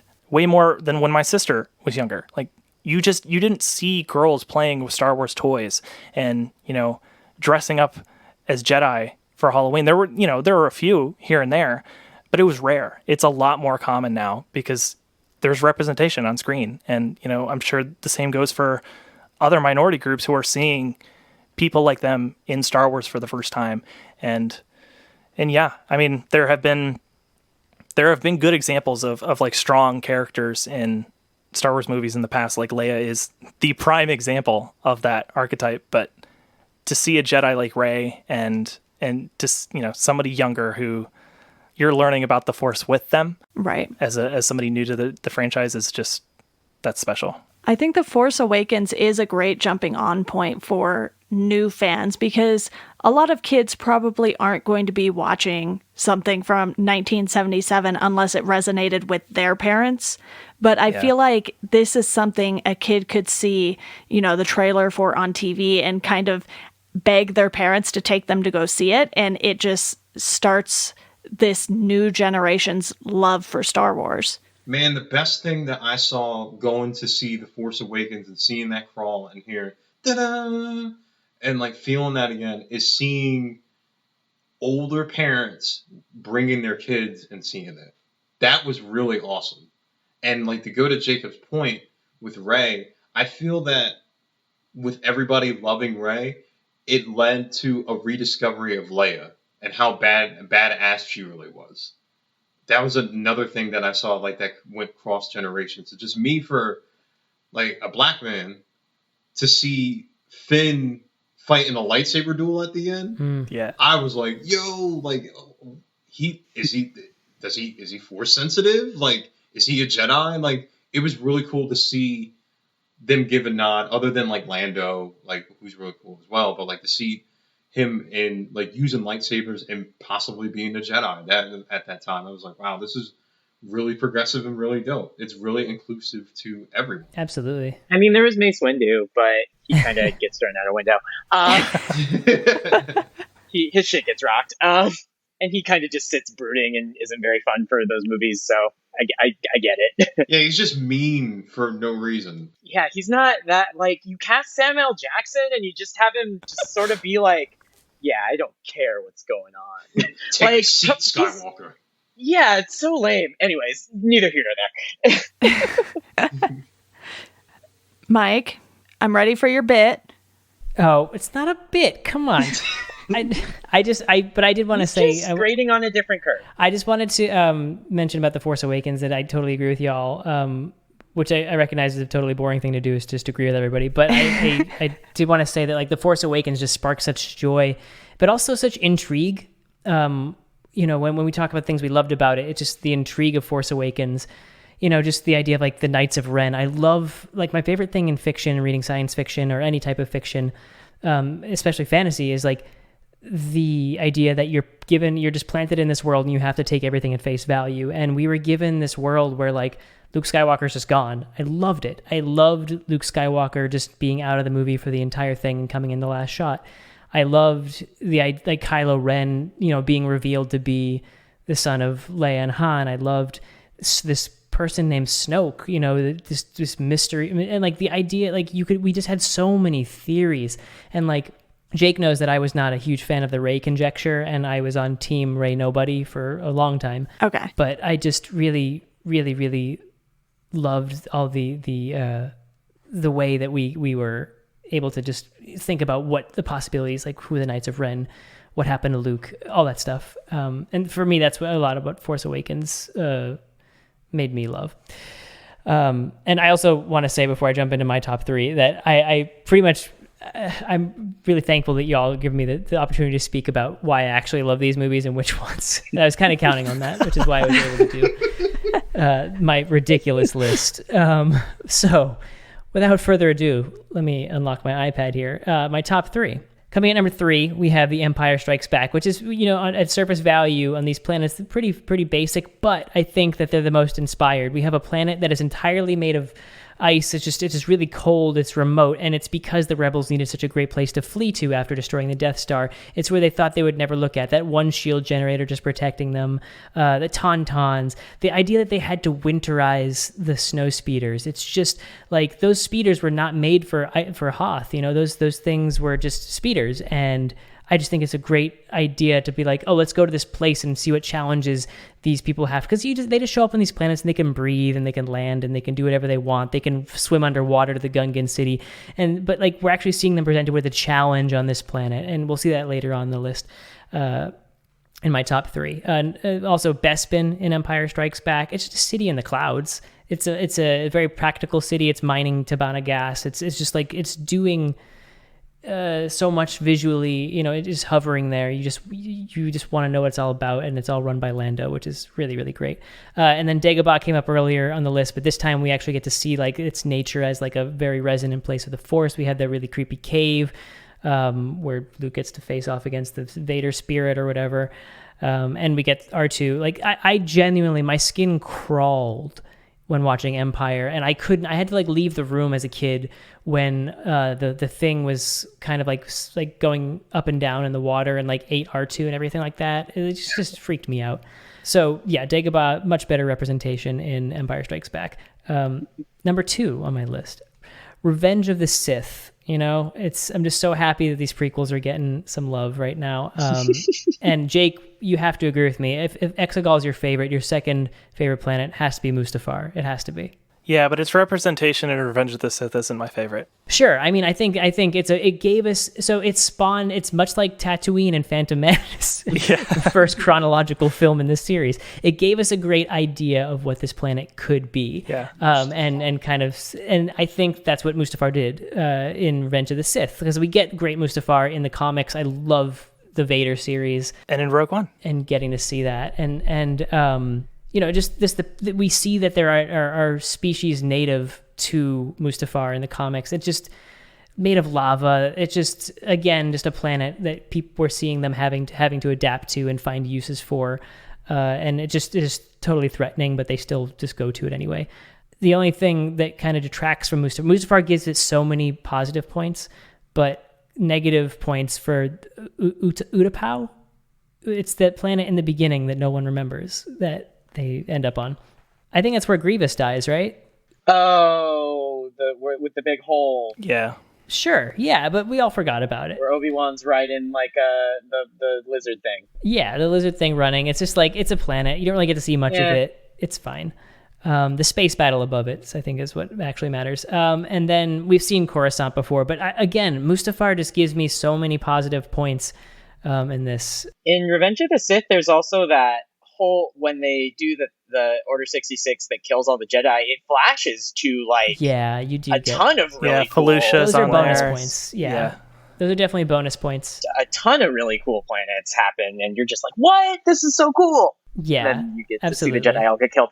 But there's I forgot to mention Mustafar in Rogue One as well early in the list, castle. and that is regrettable. Okay, and then my number 1 choice is only one left, and it clearly is the best of them all. Attack of the goddamn Clones. Such a troll. I'm not trolling. I'm dead serious, Jake. All right. I am a thalassophobe. Thalassophobia is the fear of open water. I think a lot of people will share in that fear. Jake, you have the fear of being crushed, the dreams of being crushed. Open water is a terrifying thing.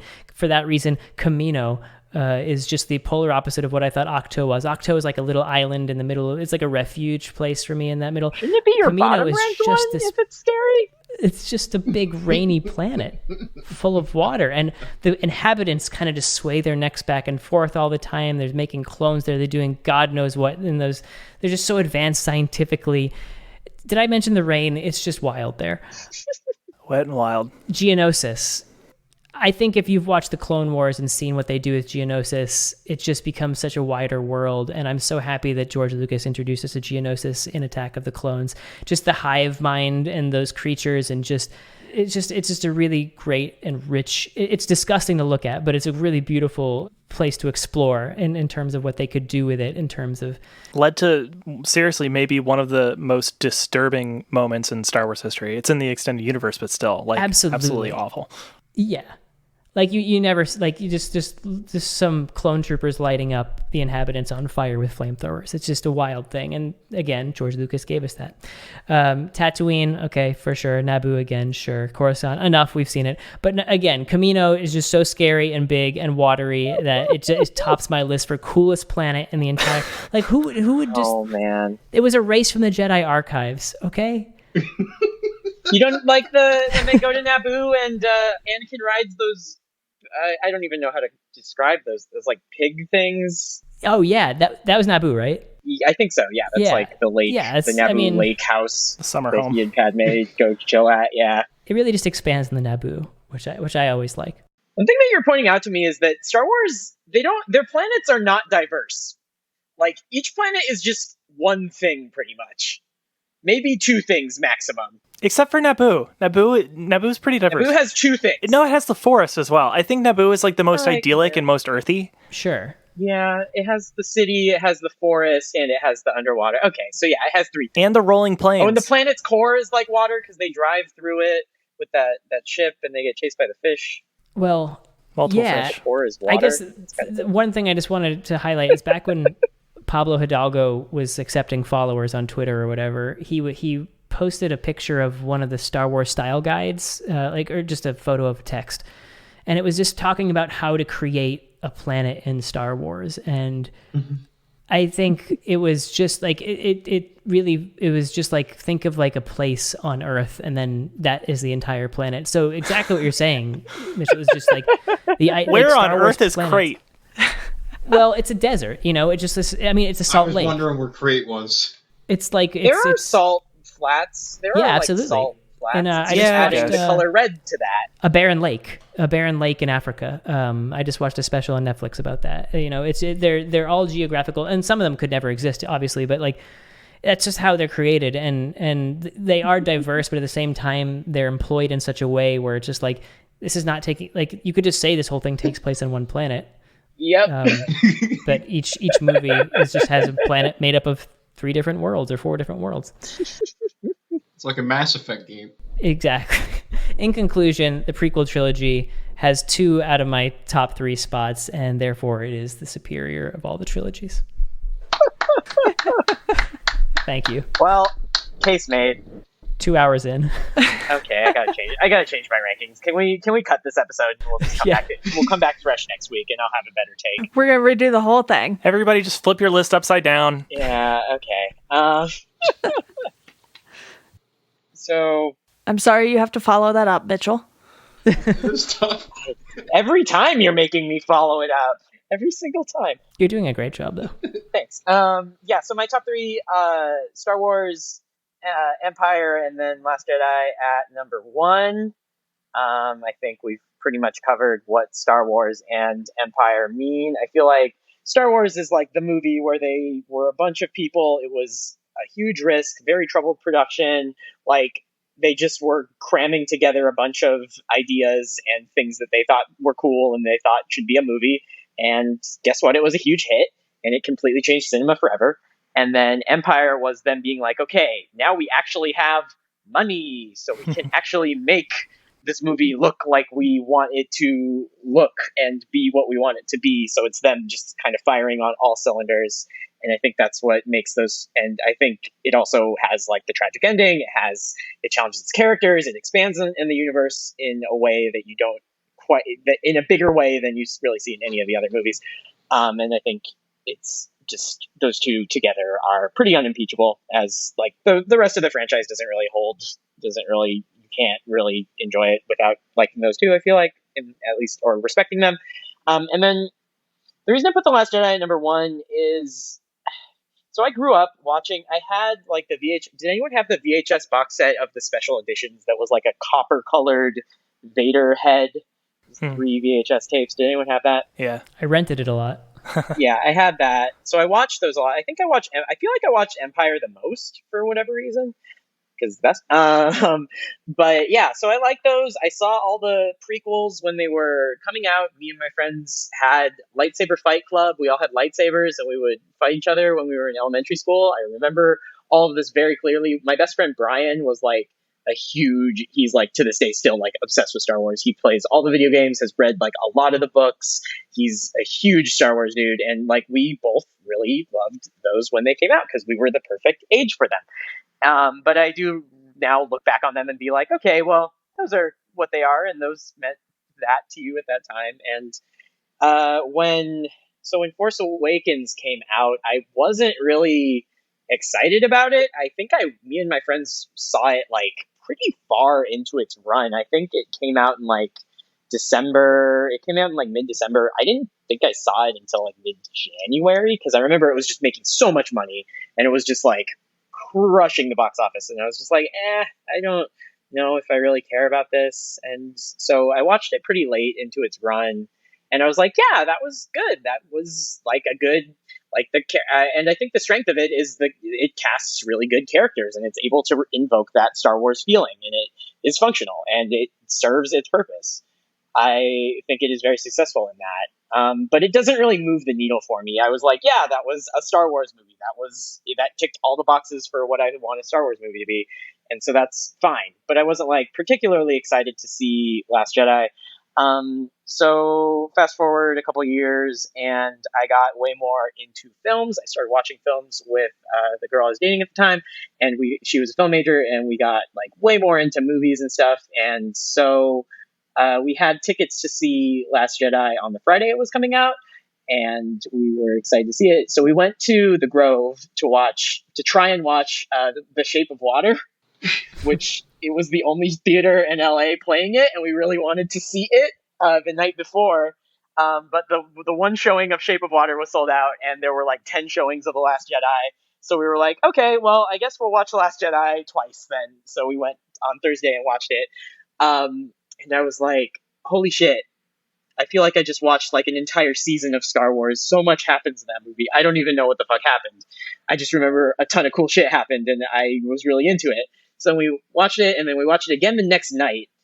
And I was like, oh my God, do I love Star Wars now? Like, is this the Star Wars movie for me? And that's kind of how I've stuck to it, is it's a Star Wars movie for like me as an adult that really reconfirms that I care about this and that this is something that can reach heights for me, because it has great performances. It looks incredible. It has really, I love the directions it goes. I love the themes at play. I love that every character is challenged. I love that it looks forward into the future and reimagines what Star Wars can be. And for me as a fan, not really like completely invested in the narrative and everything, it kind of like did a lot of things I didn't think that this franchise was capable of doing. And that kind of inspired a lot of awe and love from me. And now, even when I watch it now, I'm like, oh yeah, every part of this fucking rules. Like, the Porgs are awesome. I love the fights. The lightsaber fights are so cool. It does so many things. The shots in it are so head and shoulders above the other movie. It's just the light speed jump. So many things in this movie get it right for me. And it's like my movie made for me, and it delivers on what I didn't know I wanted from this franchise, and made me care about it again, and made me like want to do a podcast like this and want to have this discussion and want to be part of this again.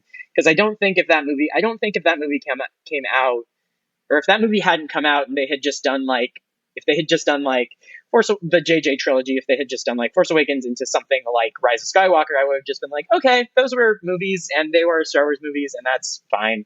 But Last Jedi just was able. Oh, I haven't even talked about how much I love Mark Hamill's performance in that movie, but that is also just like next level.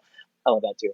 So yeah, it's a Star Wars movie made for me that I didn't even know I wanted, and that is why I love it so much and rank it above the others, even though I know it may not be as good as them. I love it so much.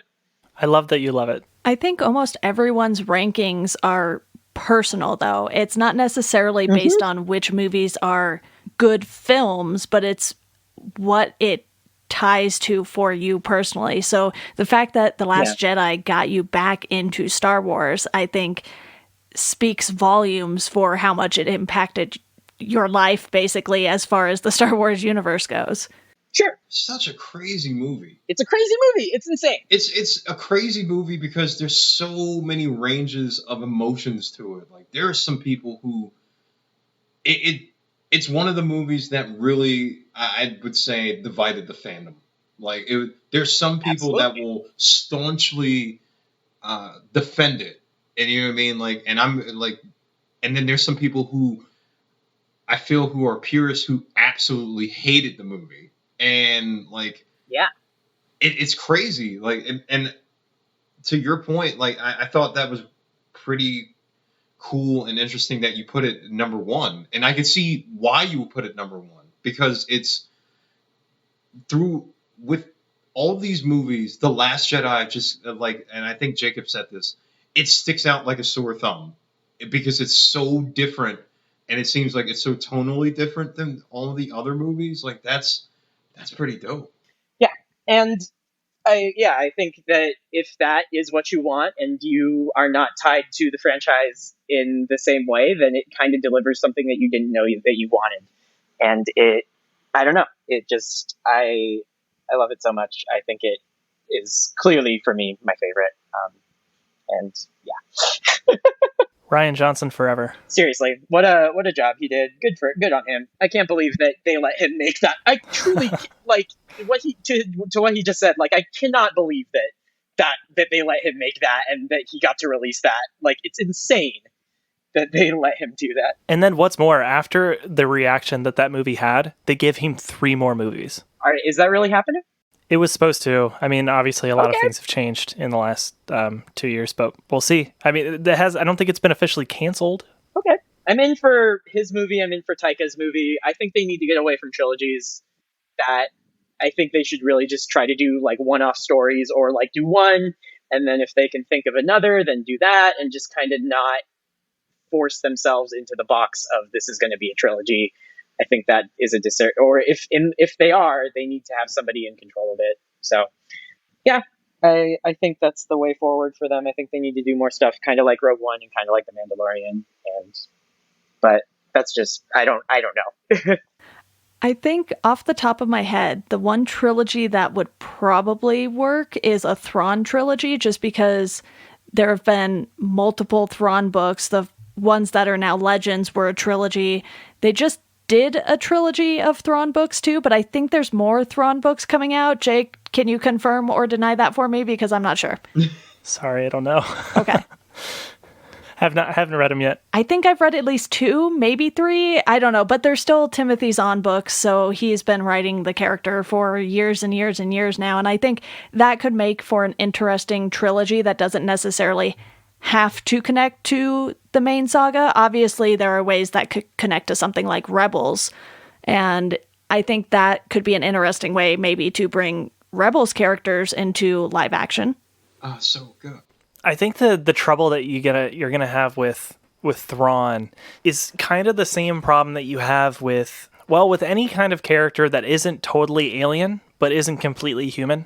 Okay. There's that middle ground where sometimes the makeup or the effects just doesn't really fit. You know, especially when you have to do some sort of different skin color. It either looks like paint or it looks like some kind of gloss. It's very hard to do that. So forming an entire trilogy around a character that I think would actually be kind of hard to pull off consistently. He is very blue. It'd be interesting. Yeah. Very, very blue. But I'd love to see I them actually try. have the same top 3 as Mitchell, just in a different order. So I have Last Jedi coming in 3rd, Star Wars 2nd, Empire 1st. And I think the only thing I want to say about The Last Jedi that hasn't been said is that Laura Dern is my hero. Hell yeah. Forgot to talk about Space Dern. Oh my, there's so much in that movie. So much shit. Oh, it rules. I just really think that because of the chances The Last Jedi took, it resonated with me more, and obviously Mitchell as well, more than the rest of us.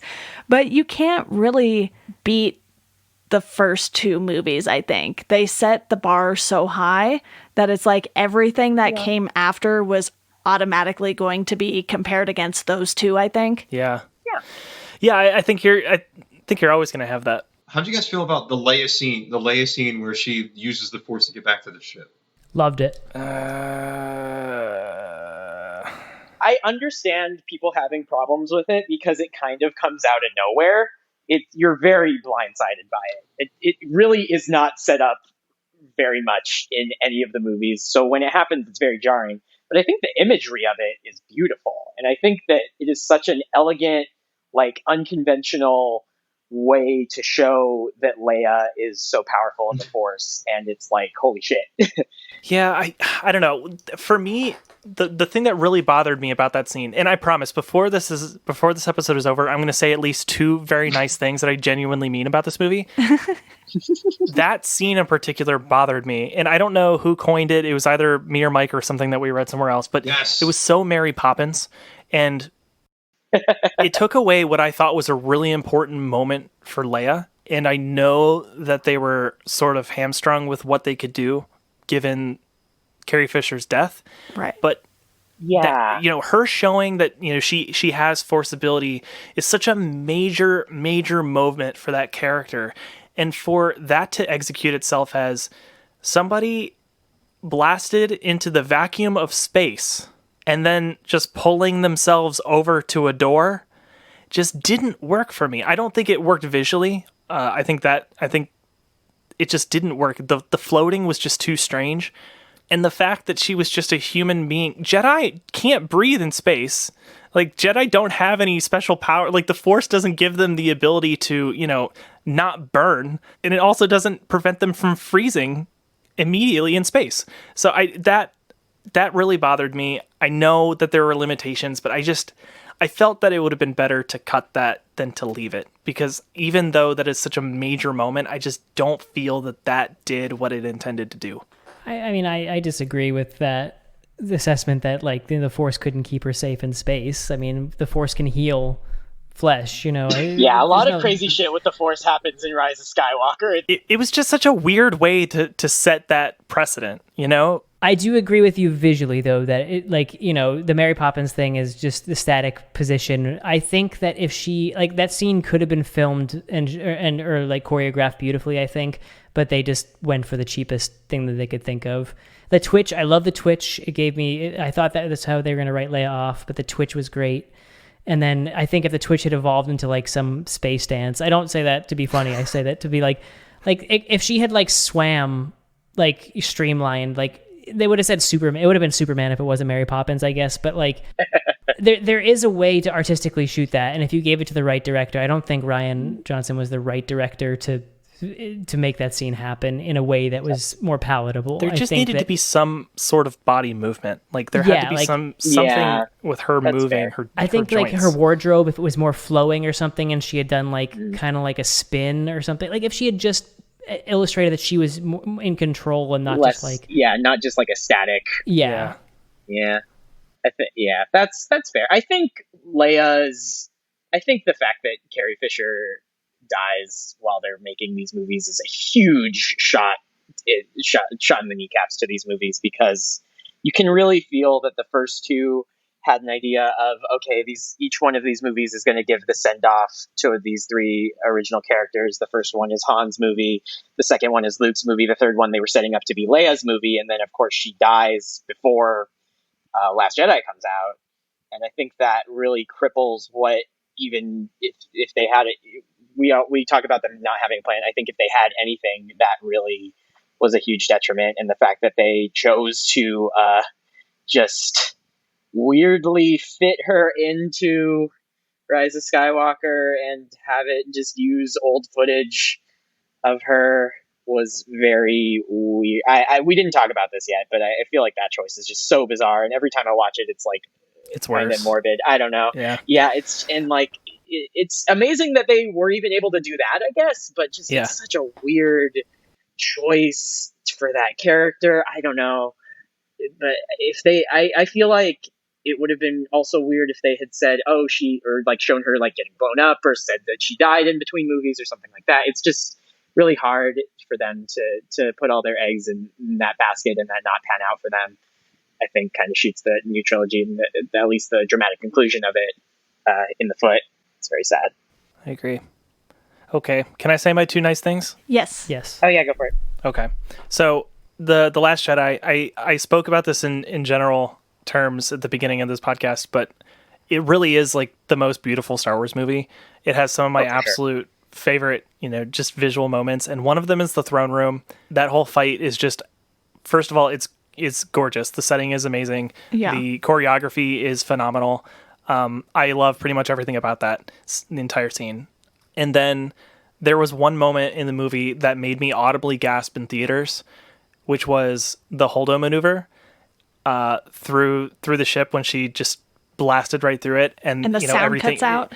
It just it cuts to that scene and the flash of light, and then the sound cuts out. I couldn't help it. I just audibly gasped. It was amazing, incredible. I love stuff like that, and I think most of my favorite shots in Star Wars have to do with ships. Y'all know I love a Coke White Star Destroyer, but that particular moment was just so incredible. Yeah, I can't thank Rian Johnson enough for the visual themes that he added to the Star Wars universe with his movie. Yeah, I think it was definitely the most visually stunning movie. And, I made the joke that Laura Dern is my hero, but I really think that scene in particular played really well because she's a character. We didn't really know much about her. She appears in at least one of the books that I'm aware of. And then you kind of get to know her at a younger age a little more and how she ended up knowing Leia. But you understand that they have this strong connection and she's willing to sacrifice everything to save the rest of the Resistance, especially Leia. Yeah, she's a great character and amazing hair. Yeah, I love the idea of I want Laura Dern in this movie. How do we make her kind of more alien-like or spacey? Make her hair purple. Brilliant. And also, I think, were her eyes colored differently? That was something I caught when I rewatched it last week. I thought maybe her eyes were shaded a little purple as well. Oh, they might be. They're like green or blue. Yeah. Also, she says pew pew when she's shooting, when she shoots her gun, which rules. There are two cases of that. Laura Dern does that, and then Ewan McGregor does that in the original ones. He makes the saber sounds, and they had to edit it out, which rules. Oh, and I think in the throne room fight, Daisy Ridley was screaming obscenities that they also had to edit out. Love it. Which is so fun. Yeah. Well, do we have any final thoughts before we wrap things up here? I appreciate you guys sticking with me for this episode. This is great. Yeah. This is really fun. And again, Deanna, congratulations on 200 episodes. It's just absolutely amazing what you've done. And I'm very proud of you for doing so many episodes and for having so many great guests on over the years to talk about so many different subjects. Congrats, Deanna. It's awesome. Thank you. I could never do this. Thank you for letting us be a part of it. Well done. Congrats, Deanna. Well, those are our Star Wars rankings. We might not have had Mike's true rankings, but he still told us which movies he likes, and we learned a lot about planets today. Those are true. Mike is a single issue voter. It's true. Well, guys, thank you again. And I don't know if there will be 200 more, but we'll aim for 100 more. I have faith. We'll come back and we'll re-rank the Star Wars movies. We'll all do planets, and he'll have to do, or we'll all pick our own metrics for what we'll do, and we'll do a re-rank. Yeah, see, Deanna, now you got to do 200 more. That you put the pressure on yourself now. Okay. This is the curse that you have now been. See you in episode 400. I claim best use of Warwick Davis. Oh man, Rogue One. It's going to be a blast, guys. I have faith. good luck. All right, everyone, that does it for this episode of Welcome to Geekdom. If you want to support the podcast, you can do so through our Patreon. You can sign up for $1 a month. That'll get you a thank you on the show. $2 a month, you get to pick a topic that myself and a guest will discuss on the show. For $5 a month, you can join the Welcome to Geekdom Slack group, where you can talk to myself and various guests who have been on the show. If you want to follow us on socials, you can do so at GeekdomPod on Twitter and at Welcome to Geekdom on Instagram and Facebook. And as always, thank you for listening, and we hope you enjoy the rest of your day.